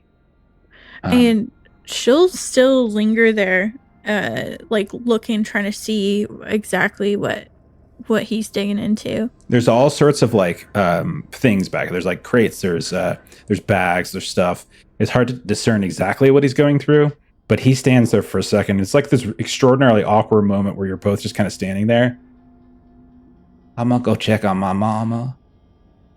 Oh, I'm sorry. And then he did he try and pocket something? You didn't see him pocket anything. You saw him. He definitely hopped up in here, and he definitely started to go into these things, but he didn't pocket anything. No. I would like to search through these. It's not like you things. missed it. You just didn't see it. Okay. Yeah.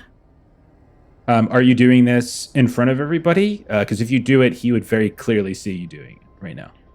I'll wait until he gets a little distracted, maybe, and then I do want to search those things. Do you want to do it like during this moment? Do you want to save it for later? Like I would say, because this is an open air wagon. Yeah. No one's not going to see you in the back of the wagon going through things. So I'll probably wait till later. But I'll keep an eye on this wagon to see if anyone else make note of anyone else trying to go in here and get anything. Okay. All right. Back at the body, Petra or Lullaby or Lena, were any of the three of you doing anything? Yeah. Sorry, go ahead. I'll tap into the spirit world with my shaman blood trait. So I'll start a little ritual going around the body. I've got last night's spare frog legs pulling out as tribute. Start drawing circles in the mud. And try and connect with Iona if she's still around. Okay. Do you have... Okay, is there a specific thing that you're tapping into, or is this just like we're doing like a narrative thing? Yeah, this is like a blood trait, so once per stretch, I'm able to commune with the spirit world with a spirit plus education. And if it succeeds, I can ask a yes or no question. Okay. Give us that roll then. This is how we got potato soup in Divine Comedy. Right. He used that thing right off the bat for the dumbest question and then could never use it for the rest when he could have used it in so many situations that could have been helpful. Question to the spirit world. Will there be potatoes? Okay, my spirit is 12. My education is D8. Let me roll those. Oh, let's go to roll. I rolled 17. 17. So that is a success with 3 aces. Yeah, I'm able to okay. sweeten the pot to ask an additional question. Okay. All right. So so that's 2 questions, and then you're gonna sleeve the other 2. Is that the idea? Yeah. Mm. Okay. So, just to you, what does it look like when we see like the spirit of Iona? Maybe like what it like whether it's just lingering there or if it's just coming up out of the body. What do you think it is? What does it look like to Lullaby from his perspective? Yeah, the water splashes around a bit and the winds swirl around. In the form of yesterday's bird is what Iona takes. And so we just see this flickering little bird with like a damaged wing, but a wing that seems to be working again, and just hovering in almost like a hummingbird style, just kind of hovering around in front of you here and there. What do you ask it? Oh, Iona, you linger in this realm. Someone here murder you. Whew. Okay. That's a difficult question. So the bird says, because it's yes or no, right? Right. I don't know. I felt a bite.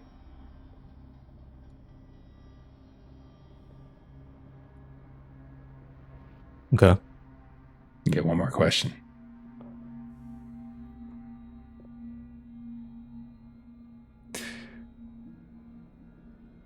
Did you have any regrets? Your regrets? Okay. What would she say? Yes. No one to care for my horses.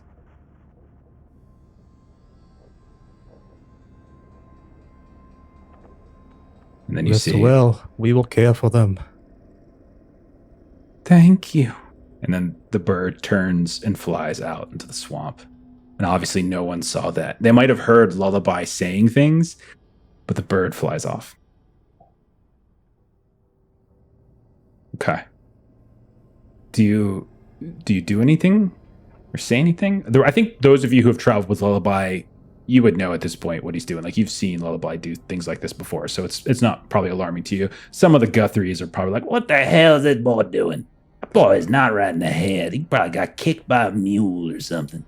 And then like there's all sorts of things. So maybe someone poking him, like, "What the hell is he look? What are you talking? I own it dead. What are you saying? Gonna say nothing to you?" Like all this kind of stuff. But I'll say Lena and Petra, since you're right there, you know, like he's doing something. So when you come out of it, Lullaby, what do you do? What do you say? I'll let Petra and Lena know since they're right by me. Something killed Iona, but she does not know.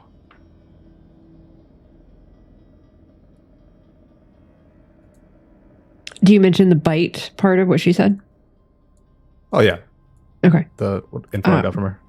I would say with that, Petra would look at her neck. Lena was going to search her, like pat her down, and now that the bite has been mentioned, just like pulling up sleeves and pant legs and examining the skin. Okay. So the two of you get down, like maybe Lena, you start from the bottom and work your way up. Petra, you start from the top and work your way down. You immediately check the neck, and you see as you push back her hair, you can see like right underneath her ear. It's very tiny, but you see 2 small puncture wounds. Well, and Petra keeps her voice a little bit low. And she kind of says to Lena, I don't know if you've found anything yet, but I found a couple of puncture holes right behind your ear here. I haven't found anything. Well, it's much curious that those small of, and Petra is kind of trying to kind of wrap her mind around the kind of violence of this broken neck and this very, very small nature of kind of these little holes in her behind her ear. You know what, Lena? Maybe you can keep everyone a little bit busy here. I'm gonna go see if I can see anyone off the trail a little bit. Maybe you can just keep looking for a little bit. Certainly. And Petra wants to sort of like, if it's possible to, kind of get just a little bit out of sight, and then she wants to kind of use her frog legs to jump up sort of like into the tree area and just kind of take a broader view to see if she can see what could have kind of been fired at her or kind of whatnot in this area. You leap up, you look around, and you notice that there are, similar to what you saw last night, as it's because you're doing this, no roll necessary, you notice hanging on a few of these tree branches and like kind of spread out, scattered, no particular pattern to it. You see more of those effigies hanging, like the one you have. You also notice down kind of behind one of these bushes, there is a man. And he's like in a squat right now. And he's just like, and you can tell he's going to the bathroom. You're struggling to. Does this gentleman appear to be someone that we were traveling with? Someone in our group? Yeah, you would know him as John. Very loud, boisterous guy who, I would say he's probably competes with you, Dora, for maybe the loudest voice. He's a Guthrie. He's one of the cousins. Big guy. He was doing a lot of the lifting this morning when you were loading up, when like you were doing the lasso loads and stuff. He seems like a pretty big, strong man. And Petra will come back down to ground level and kind of approach him from the front, just still kind of giving a little bit of space. How there, John? Sorry. What? Don't. Oh. Just. What are you doing coming up on a man when he's taking... Oh, goodness. I shouldn't have had that extra helping this morning. 1 sec. Come on, I'm coming. And he steps out from around. He's kind of like tying this little rope for a belt. He's like, what can I... Oh, it's one of you mavs. What do you want? If you've been out here for a few moments, did you see or hear anything as you were kind of... No. That's the wind. Really? Some crickets, things like that. Thought I saw a snake, but it wasn't a snake. It was just a branch moving around in the breeze. Why? What's going on? He's like, what's going on? Well, what the hell's happening up there? Well, I hate to be the bearer of bad news, but we have stopped the wedding party travels because poor Miss Iona fell off her horse and is deceased. Iona fell off her horse? No, she ain't fell off. Are you sure it's Iona? Maybe Cedar, but not Iona. Iona just she's probably liable or a horse herself. You ever hear the phrase horse girl? A little bit like that. Well, see, it did in fact happen. Regardless of your family's belief that it could not happen, it has happened. And I was trying to look around. Fell. She did. Like bucket or something? No, it did not appear so. And let me see what's happening. He just kind of like moves past you. He's a big dude. He's just like kind of almost gruffly, just sort of like puts his hand on your shoulder in a very kind of rough way and just like, come on, let's just get back there, just see what's happening. And he comes up and he's like, what the hell's happening? And like Dora screams at pretty much the same volume back at him, and there's just all this really loud back and forth between the two. And they're like, "There's no way she would have fallen. No way she falls. What's that? Someone killed her." And he's like, "Yeah, someone killed her. Dora's right." And like, no, there's definitely this groundswell of people who think there is someone killed her. As Petra kind of comes back,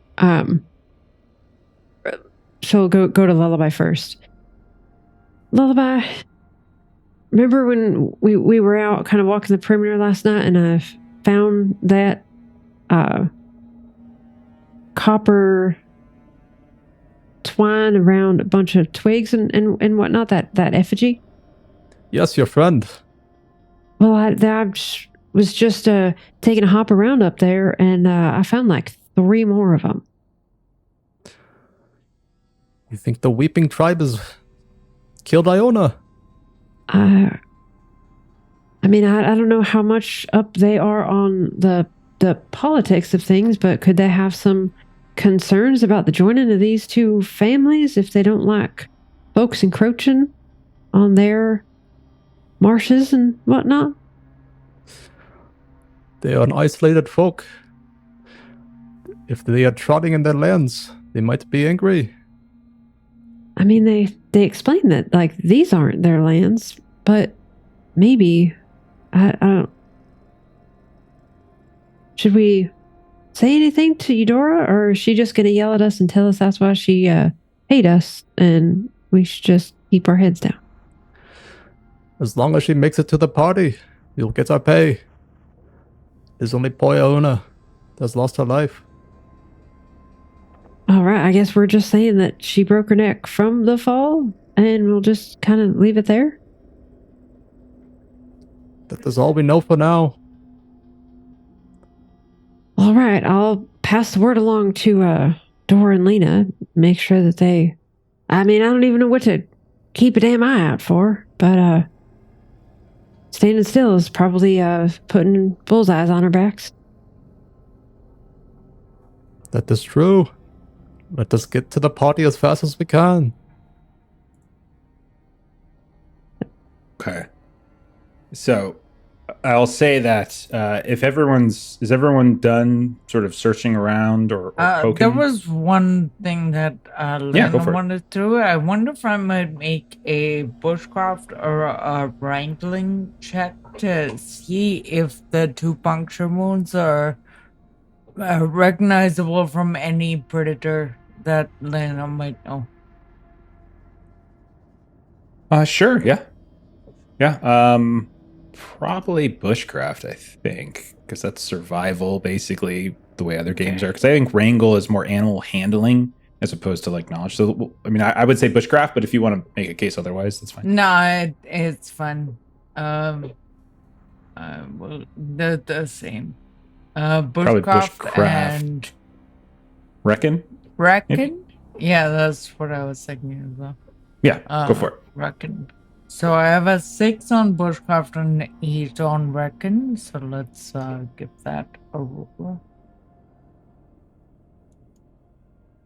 All right. That's a straight 10. Straight 10 on the dot. Okay. Yeah. So you would know a handful of snakes and things like that.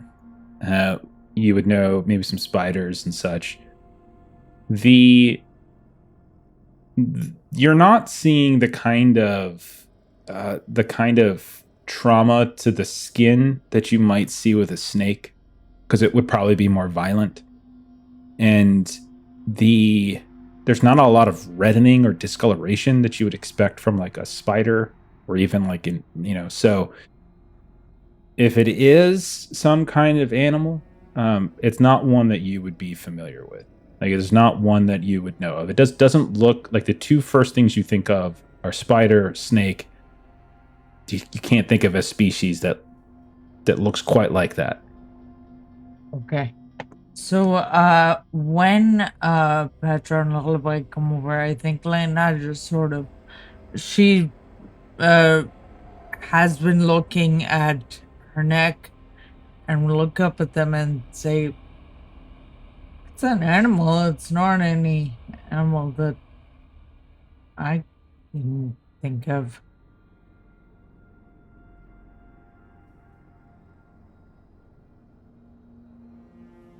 Not sure. John did say that he thought he saw a snake when he was doing his business, but it was just a twig blowing in the wind. It was a branch, I said. He's like standing right behind you, like super loud, like just screaming in your ear. Yeah. I said it was a branch. You're right. You were standing 1 foot from my head. You don't have to yell so loud. Well, maybe I have to, because you didn't hear it the first time, because you're telling her it's a twig. I didn't say it's a twig, I said it was a branch. Well, so we have a branch blowing in the wind that looked like a snake and then didn't look like a snake. So that's just something to remember. Okay, enough of this. We gotta get moving before all of us are down on the ground. Let's go. Come on now. Are we taking a Wide body with open. us? If there's flying snakes that they're sending at us, then they're gonna be able to get on us nice and fast, don't you think? Now let's get a move on. Come on. Now come take a body, throw it in one of the wagons. We'll give her burial and all that kind of jazz. But we gotta get moving now. All right, we're going. And Dora, can you give me a hand with the body? Yeah. The Guthries will Yeah. pick him up. Like, it's their cousin, so they'll pick her up. And they'll like wrap her up in some stuff and throw him in the back of the wagon, and then we'll slowly start seeing the caravan begin moving. So we travel for a bit. Night will eventually fall. It's like a two-day journey. Find a little campground.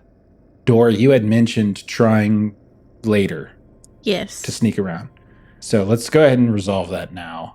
This is going to be a roll, so I'm thinking skullduggery probably, since this is right. Yeah, skullduggery. Yeah, I was thinking skullduggery quick. That sounds great to me. Yeah, let's do it. So skullduggery D8, and I need a D10. That's not what I need. Okay. So the wagons are set up. There's 2 different wagons kind of set up on different directions that kind of creating the very clear pathway Lolly. in. You got a little fire going. Stuff's getting cooked. People are sitting around. You can see like John is like kind of staring at Petra across the fire. You could tell he's kind of upset. You hear the sounds of like a banjo playing, like the ding, da ding, ding, ding. And then you hear like someone singing. They're not very good at it. Like, oh, the swamp trees, and the flying bee. Shut up, Lander. You can't sing. Someone gets up. If you don't shut up, I'm going to take that there harp and I'm going to bash you over the head with it. It ain't a harp, man. It's a banjo. What's wrong with you? It's gonna be a harp or a banjo, but it's gonna be upside your head. Okay, I just thought levity might be in order. Oh, you don't gotta get so angry all the time. Gee. So, like, you see this man, like, who clearly fancies himself a troubadour, is very much not. And he just kind of shrinks back at this point, and goes to kind of very quietly pluck some of the strings. And while this is all happening, Dora is sneaky snaking, moving around. Yep. Dora, how'd you do? 17. Holy crap. Okay. Okay. You managed to get into the back. Now, it's hard to tell for sure exactly what he was going for. But he was into the wagon where like his things were, Eudora's things were, and Avery's things were. Okay. And you find at one point, kind of wrapped up in a bag that it could be Avery's, it could be Silas's, you're not sure which, but you see like wrapped up in within some kind of bark, there are these 2 needles, extremely thin, extremely small. And, well, actually, there's probably more, and they're kind of slotted in the inside of this kind of wrapped up piece of bark, almost like it's a piece of cloth, but it's wrapped up tightly. Okay. And that's what you find. I will say, though, you don't notice any, like, because they're like slotted and you're not sure if anything's missing. It's not like a crafted item that you would get from town. Okay. It looks like this bark has been stitched together crudely or crafted or something like that. But there you go. That's what I say you would discover. Hard to tell exactly whose bag it is, though. I think she would take it. And then hide it amongst like our group's things. Okay. You can do that? Yeah. Okay. All right. So you do. The night continues. Occasionally, Leander tries to sing. Every single time, he is immediately shut down. No other strangeness seems to befall. And we watch as like the fire flickers and everything goes black, and then we see Day 3 comes up on the screen. And when we open back up, we can see the fire is utterly out. And we can see little plumes of smoke coming off of it.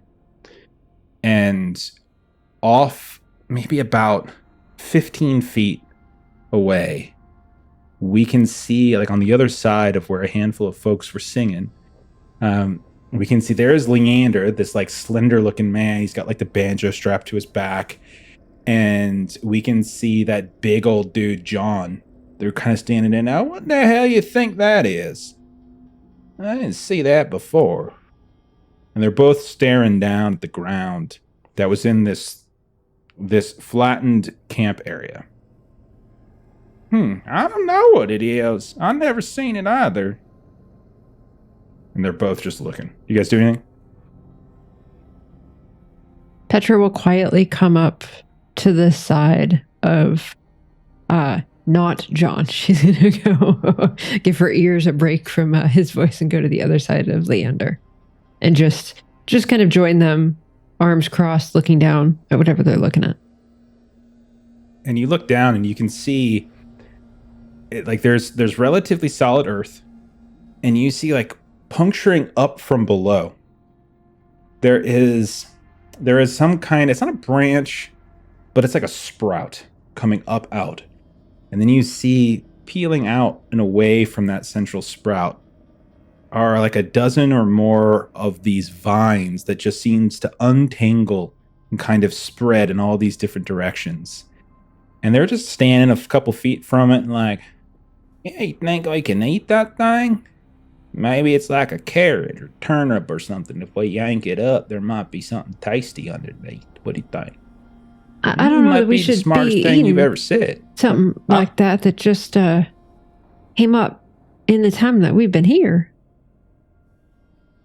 Is there even a fruit or anything on it? And she'll like crouch down to kind of get a little better view of it. Okay. You crouch down and you start taking a kind of a better look at it. Sprouts coming up out of the ground. Vines are kind of like this off-colored, kind of greenish brown. The sprout itself is a little bit pale.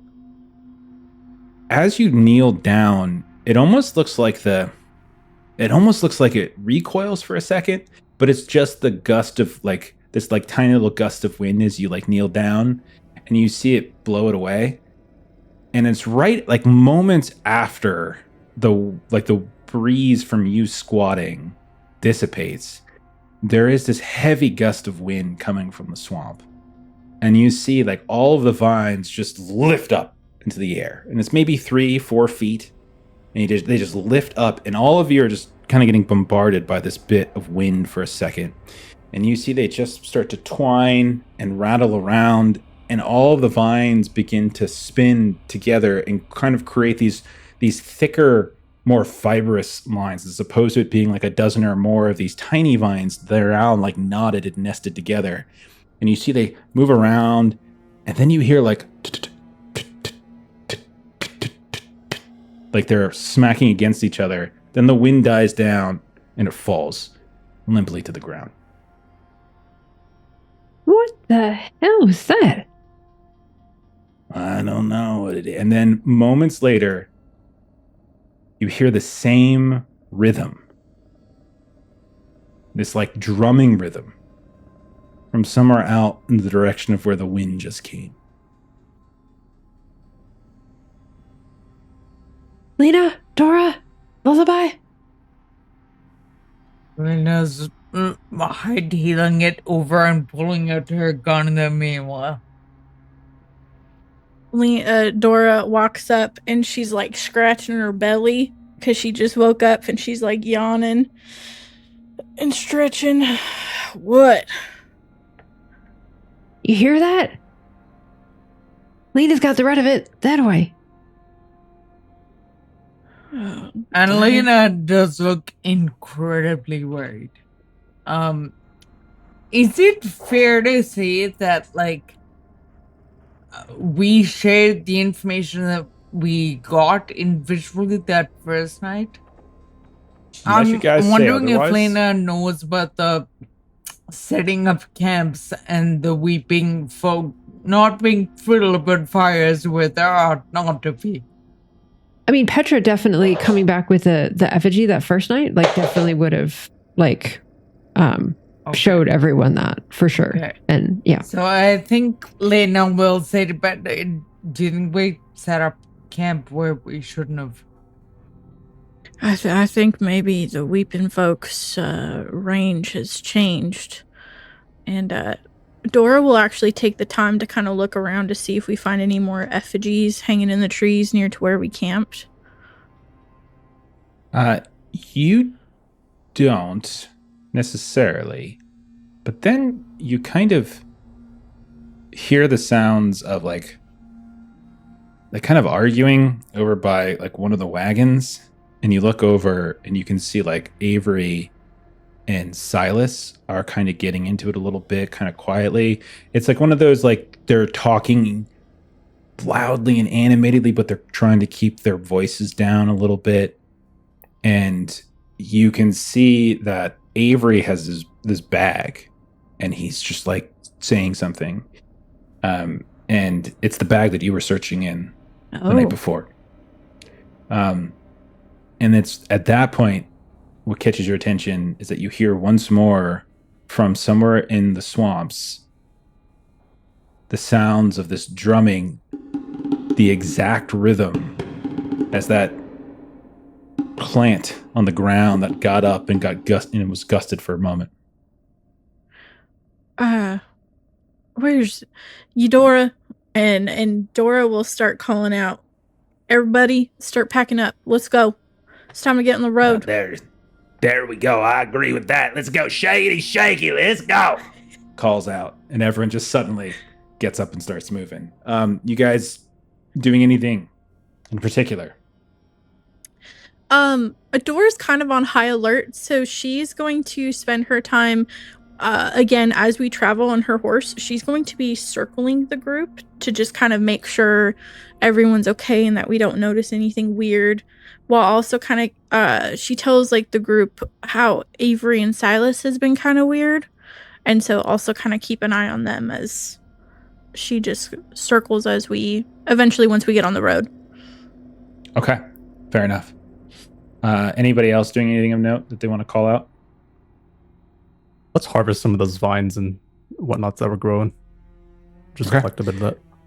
You just reach down and you start pulling it, and you realize it goes down quite deep, but you're able to eventually tear it, and you pull it up, and you have maybe like a 3 foot long, that sprout goes down about 3 feet long, and then you realize there are roots at the very bottom of it, and then you got those discolored stringy vines at the very top. It's got this sort of odd, it's almost like a green onion in some way, but much bigger, but that kind of structure where it's like roots and then a bit of white and then the stems themselves. But the stems are like shredded, effectively. And that's what you're carrying around. And it's quite big. Okay. All right. So you guys get on the move. Every now and then, Dora, you hear the sounds again. Somewhere. And it's always somewhere different. It's never coming from the exact same direction. And it's every couple of moments. And then it's every a couple of minutes.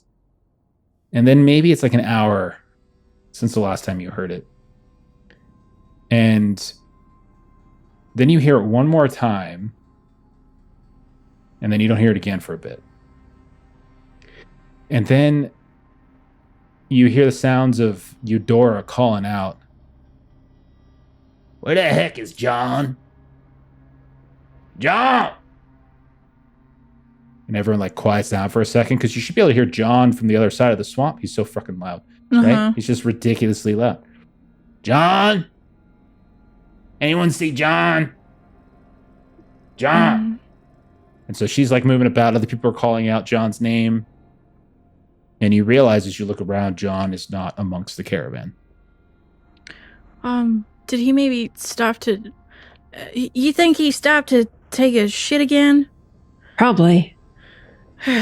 Well, let me go check. And she'll kind of like go check the tree line and maybe trail back a bit to see if he is just popping a squat again. Give me a check. Probably bushcraft, but if you want to make a case for something else, go for it. Bushcraft works. What are you thinking for attribute? I mean, I would say reckon this is more like a notice kind of deal as opposed to anything physical. So I don't know if quick or grit would apply. Okay.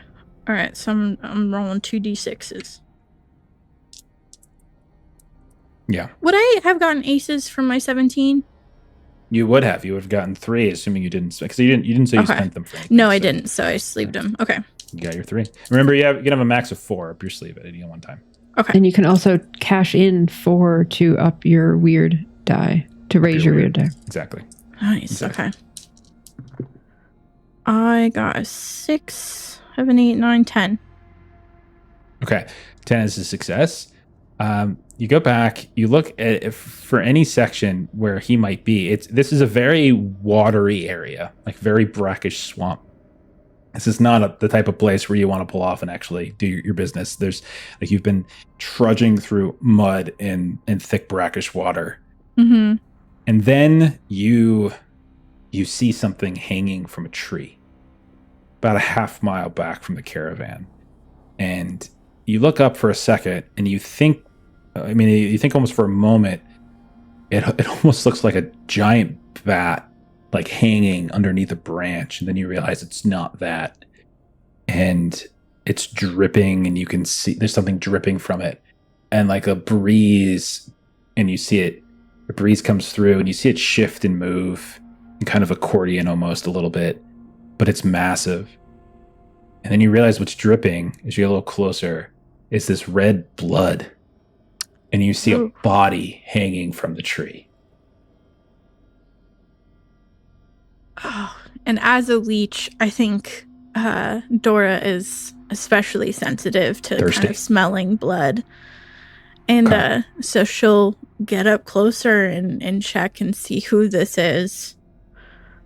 Because it's... You try, you said you it get was up bat-like? closer. No, I mean, it just looked like a big bat hanging underneath a tree. That's what it looks like at a distance, but it wasn't that. When you got closer, you realized, because it's hanging down from the tree, but then when the gust of wind came, you realized it wasn't one continuous large sack, but it was like a series. It was like a series of threads. And when you look up, you realize it is a body. It is human, but as the gusts come through it, you realize the body has been like shredded. Imagine if you took lengthwise a person and you just ran them through some kind of paper mill. Mm-hmm. And then you took what was out and you just sort of weaved it back together. That's what you're looking at, hanging down and just spilling this blood onto the not the ground, actually. It would be this brackish water, and like you can see where it's reddening. And I'll say there's probably something you notice on the clothes that maybe a specific pattern of like of plaid or like a patchwork section that suggests to you this is, and the size of it too, that you think it might be John. Okay. And it's just hanging above you. And then every time the breeze comes, you see this slight movement, and everything just kind of goes with it and then comes back. Oh, that's horrific. I will pull out Wendy, and I'm going to chop him down from the branch he's on. Okay.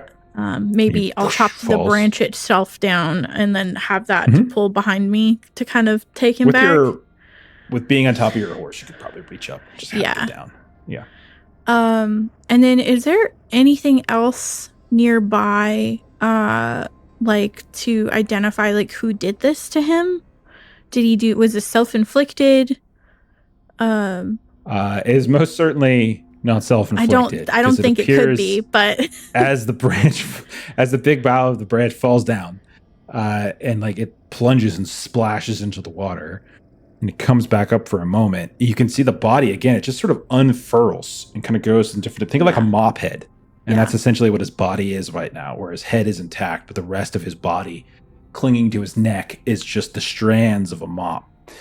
Skin, tissue, all of that just shredded entirely and just bobbing and floating in the water in this kind of undulating jellyfish-like pattern.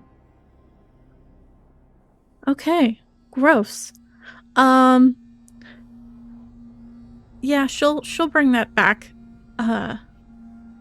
She's still on the lookout for, because like I had called out earlier, she is concerned that the Weeper's territory has changed, and that we have encroached, so she is watching out for more signs of that.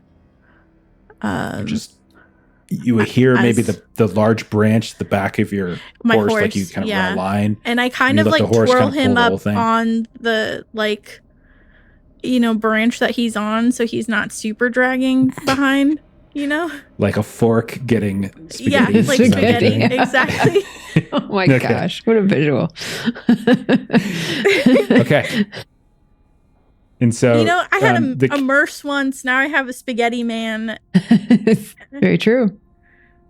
When you get back to the caravan, others have spread out, but they've gone on like 2s and 3s and are kind of looking around. You hear the sounds of John being called out, maybe Lena and Lullaby and Petra. You can see Dora coming back up, pulling something, her horse tied to the sort of the pommel or the back pommel of her horse, just sort of dragging. And you realize she is here.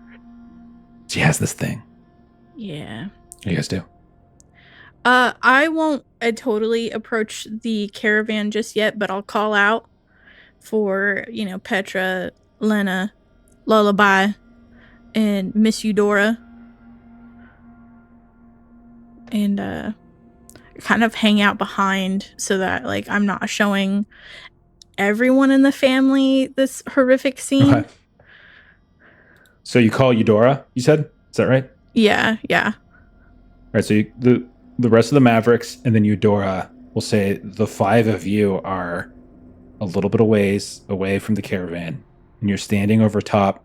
Maybe you found a small like chunk of tree that's like that you can lift them up on, like the roots are coming up out of the water. Yeah. And you just spread them on there.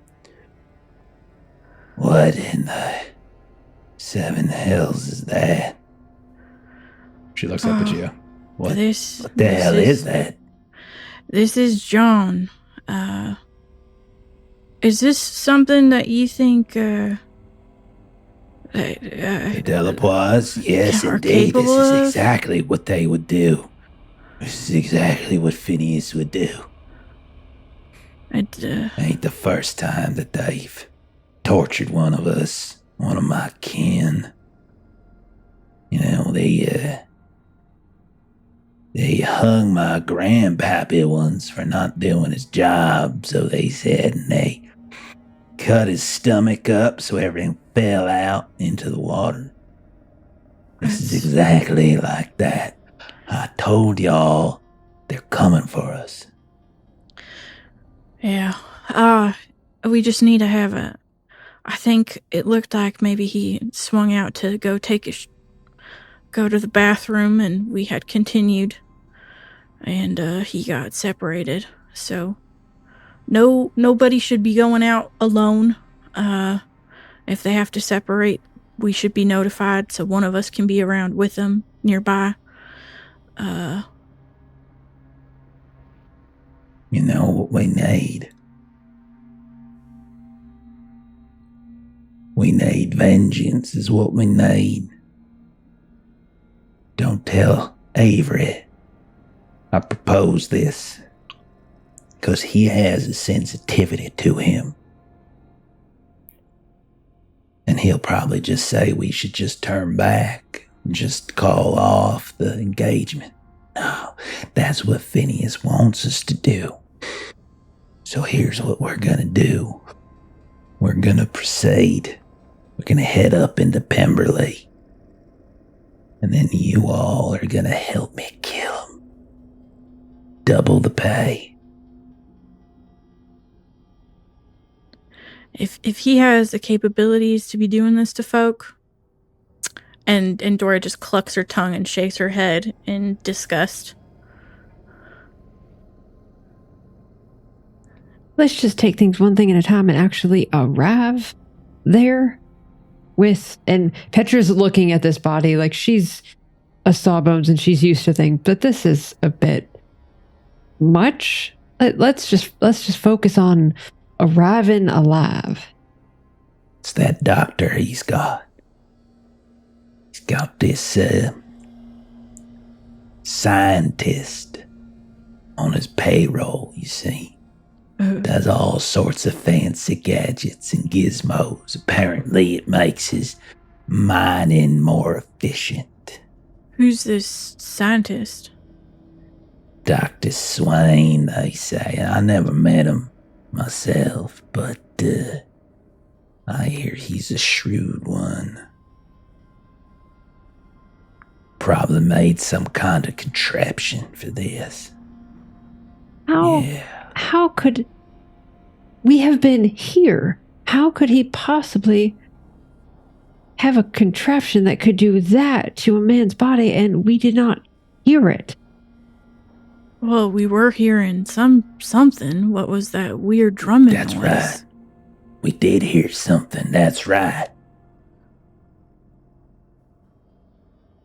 Well, let's return to the group, get moving, and act normal so we don't... Yeah. So people don't get panicked. No one say nothing about John. Yeah. We just say he's gonna catch up with us. He's not feeling well. Don't want to panic no one. And Everybody will believe that. Just this one's going to take a little while to make its way he had through. extra frogs. And then we'll keep... When we get there... Get to Pemberley. That we gotta we find that a way doctor. to make it hurt. Yeah. Yeah. Double pay. Nothing to Avery, nothing to my boy. He doesn't need to hear nothing. He's a sensitive soul. Okay. What can you tell me? We keep finding these effigies. I thought the Weeper folk were supposed to be deeper in the forest. They are, but they just a story. I mean, they people. That's just all pomp and circumstance. That's just their little way of scaring folk. I'm pretty sure they're just normal folk. I saw one though. Like, I did not have too much to drink, and I saw a trunk of a tree, and then part of it separated and looked at me, and then I called out to it, and it went back and became part of the trunk of the tree again. And John yesterday said when he was doing his business that there was a branch that he thought it was a snake, and then it was like a branch blown in the wind. And then he didn't think nothing of it. And then this happened to him. It ain't the weeping folk. Okay. It's Phineas. It's the Delapois. Do we trade think, with the Weeping Folk all the time. Do we think that the They give us Delapois could have gotten them? plants from the deeper marshes. We give them various medicines and things from the city. They're just folk. Okay. They just make it a big story. They want it to sound all spooky like, but they're just folk. That's all they are. Do you think maybe the Delapois tried to team up, like maybe buy out the Weeping Folk? The Weeping Folk ain't gonna team up with them. Are you kidding? That's like mixing oil and water. Okay, good to know. Good to know. Wouldn't put it past the Delapois to try. They could try all they want. I ain't gonna succeed. ain't none of them Delapois gonna go to the marshes, I'll tell you that. They did. Yeah, I don't mean to laugh over my dead cousin here, but that's the funniest thing I ever heard. Okay, good to know. Okay, all right. Well, I will place our friend here somewhere back here along the way for us to collect later. Okay. And then I'll catch back up with the caravan. Okay. So you stash the body. Do you guys return to the caravan? Anyone do anything different? Do we still as people start going back, Lena has been conspicuously quiet, and I think pulled out her gun and just kind of held it through the whole conversation. It becomes increasingly clear to anyone who is watching her that she is falling very much out of love with Dora and doesn't fully trust her. And as Dora starts to go back to the caravan, she kind of puts a hand on her and just sort of nods to say, like, stay back a second. I need to talk to all of you. So after Eudora leaves, Lena will say to all of them, like, I don't know, something is not sitting right with me about all this. And if we're really thinking about killing Delapois, you don't kill him in without doing for sure you ought to. And you definitely don't kill him in just because you don't like him. There's lots of people I don't like. I mean, it seems like that's just Eudora's first. I mean, she wanted to kill Mr. Cletus just because he was in the way. So it feels. It doesn't make it better that that's what she goes to first. No, I agree. I just she doesn't seem to take it to her own hands, and it also doesn't seem like Mr. Hollister is all that willing to go along anyway. So, like, she has the thoughts of that, and I don't condone them, but I'm not sure it would actually follow through. And I certainly would not just jump to murdering this man on sight without evidence. You know, I agree with you on that. Like, we gotta see what we see when we get there. Last person to be lecturing anybody on morals, but I you just gotta think have a line.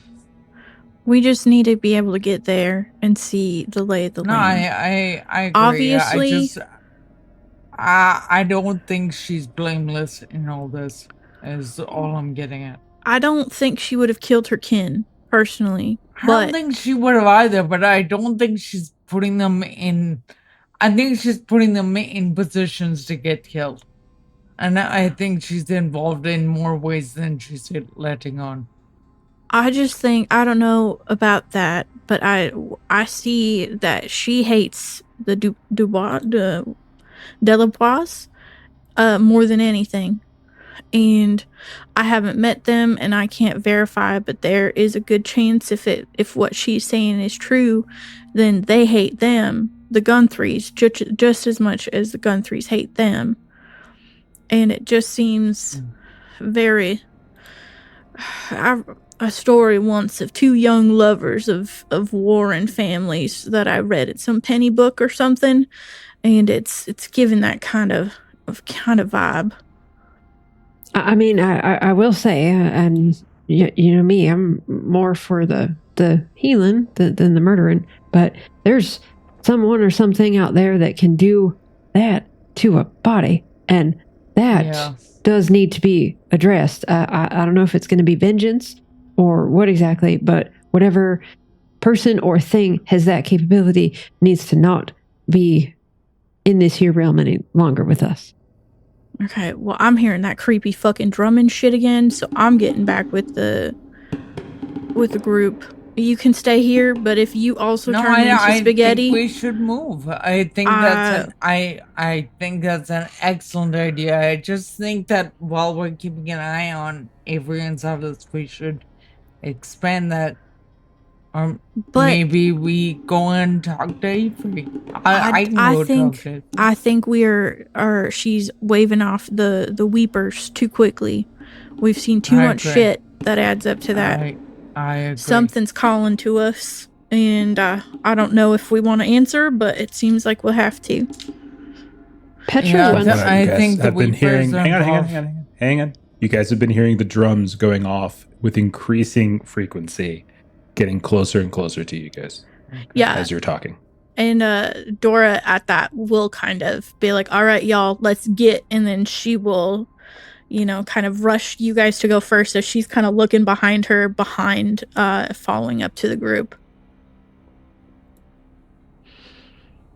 Petra, I would say, would take loose her horse and kind of as the caravan is kind of getting back together and moving forward, I think Petra would kind of stay towards the rear so that she can kind of just be on the lookout and just kind of see if whatever is making this sound kind of continues to get closer or not. So she's wants to kind of take up that rear position. Okay. So you're in the back. Lena is at the front. Okay. So Lena moves towards the front. What about Lullaby? Still in the center, guarding as much family as he can. Okay. So you're just kind of amidst the wagons and such. Okay. Dora?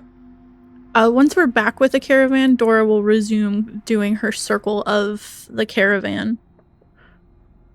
Okay. So,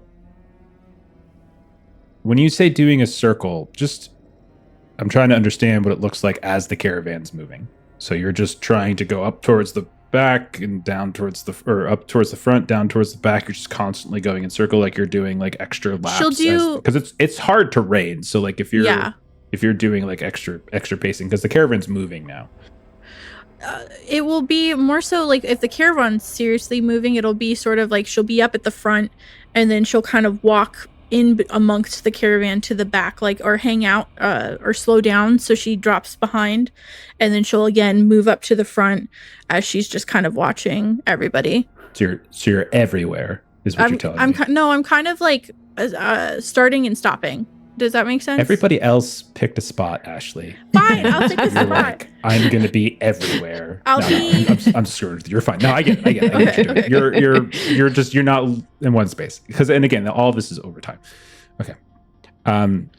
So at a certain point, maybe 2 hours later or so, it's been a kind of an odd movement for a bit, as you've been hearing periodic sounds with drums. You hear, I would say, Lullaby, you overhear a lot of stuff going on in the middle where people are asking like, well, what did actually happen to John? First it was like Iona, and now John, we're just going to leave John. And then other people are like, you think that fella we let live is like picking us off one by one? And other people are like, you think that's the weeping folk? And then others are saying like, the devil paws are coming to get. So you're just like overhearing all these various discussions, Lullaby, like you're right up in the middle of it. Petra, you are looking back the way you came. And yeah, like every now and then you have that same feeling of thinking you see something, And then you look a little bit more closely and you realize it's just like bark of a tree. You look up and you just see an effigy suddenly swaying back and forth. And then maybe you see, like, off in the distance, there's it almost looks like a person just sort of squatting atop a floating log as it drifts past. And then up front, Lena, and we'll say Dora, maybe this is one of the times you're up front.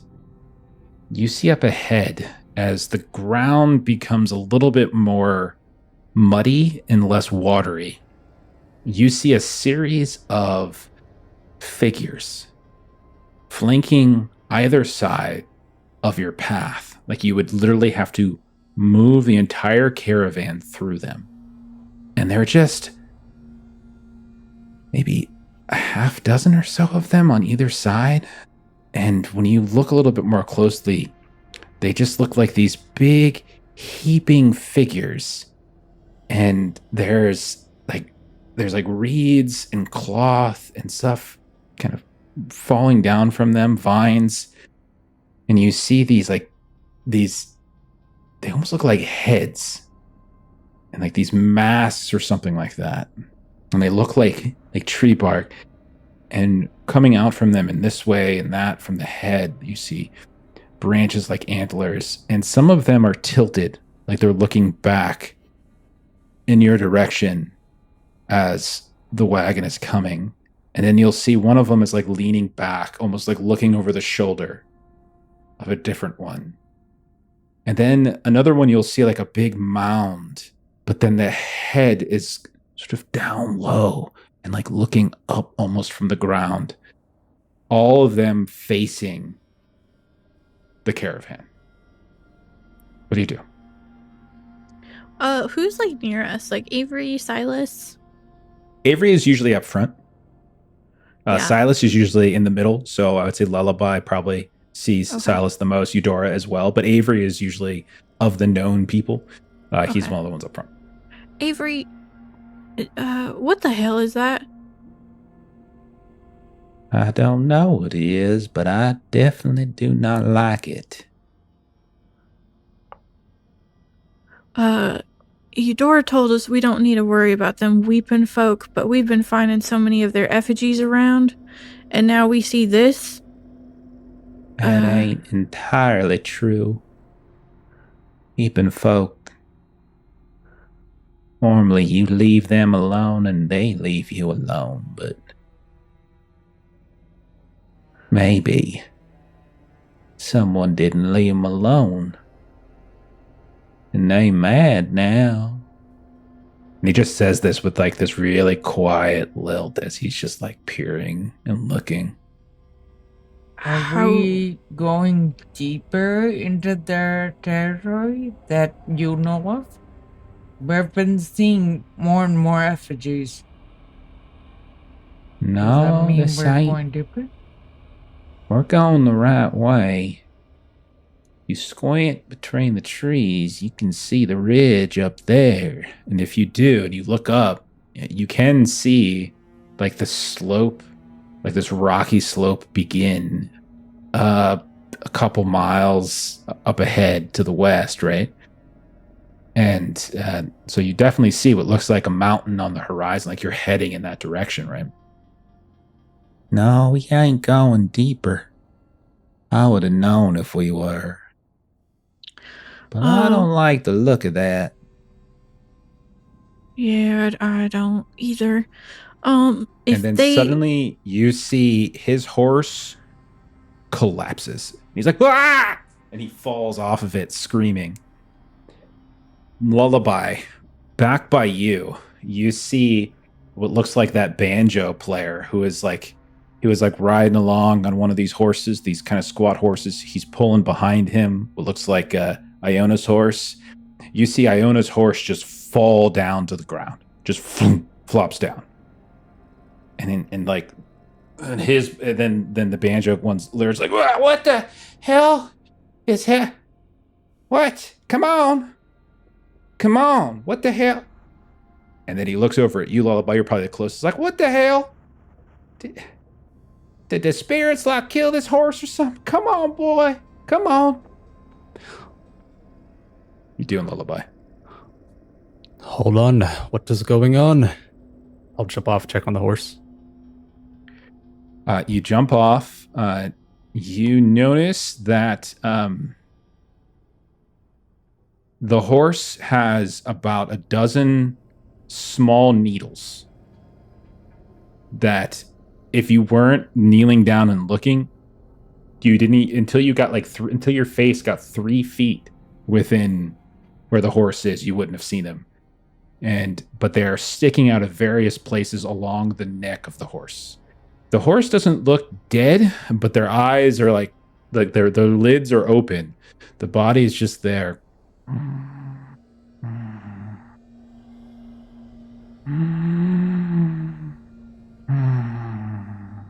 And it just seems to be in this paralytic state.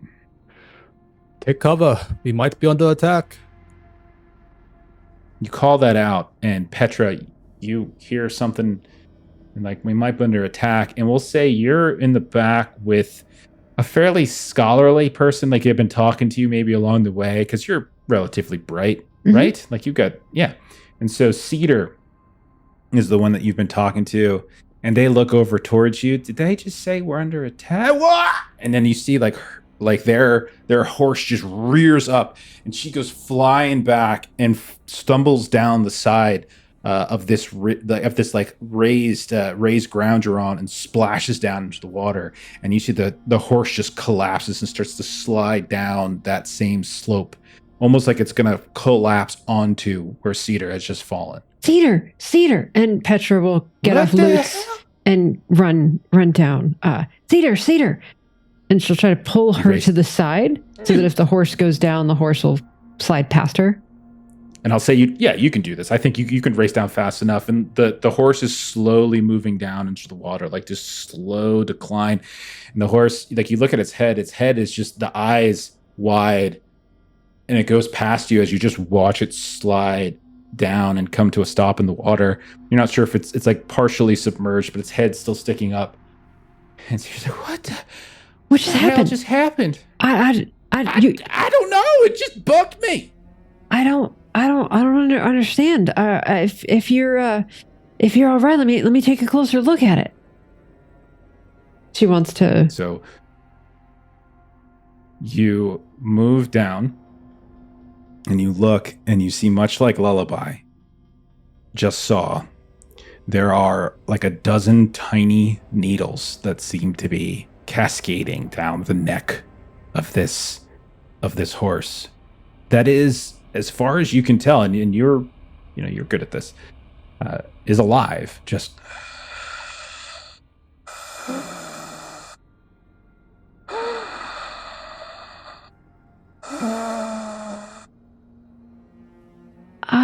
okay, so Petra wants to kind of reach into her bag, and she wants to pull out like a kind of like a handkerchief or something to try to grab some of these needles without touching them directly, but just to kind of use the handkerchief to grab like 2 or 3.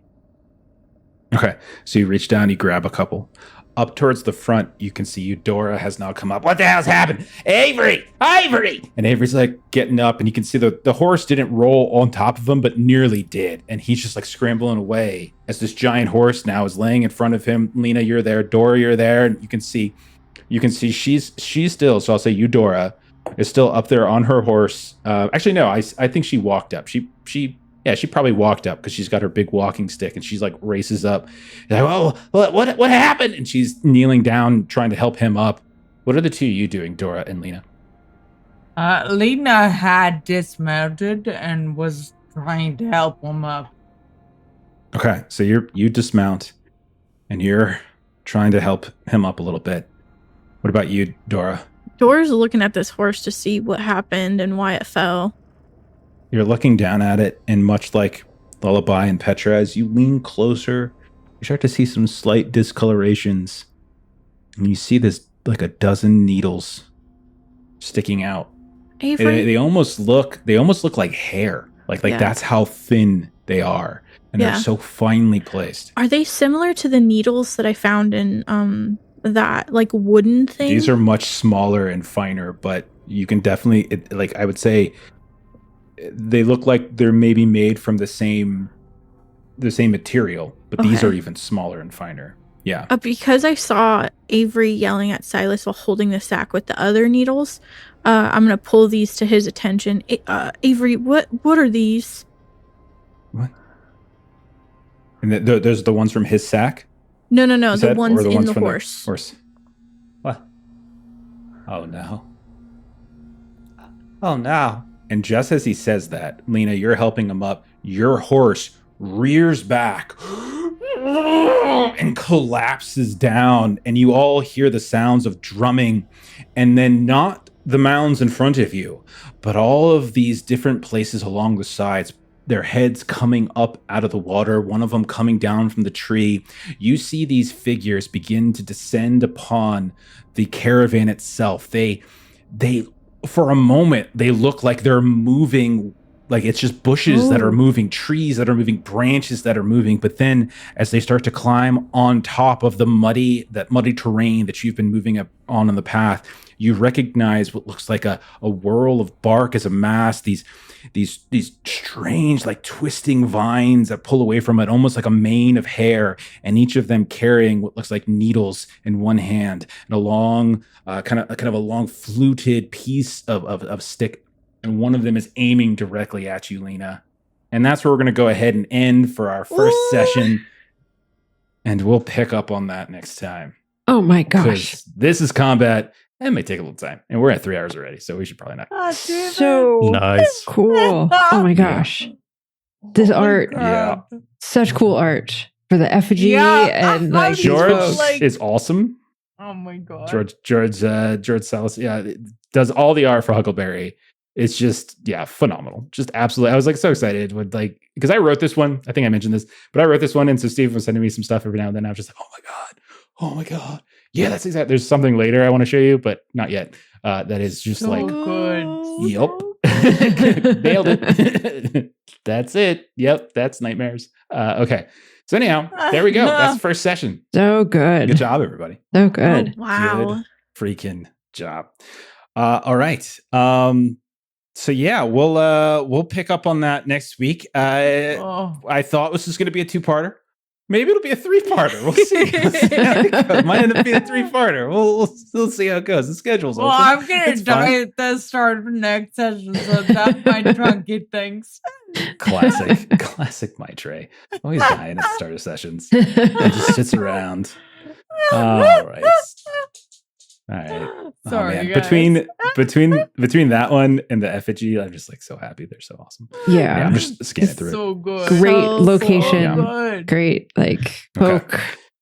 Loving it. True detective meets yearning, and I'm here for it. Yep.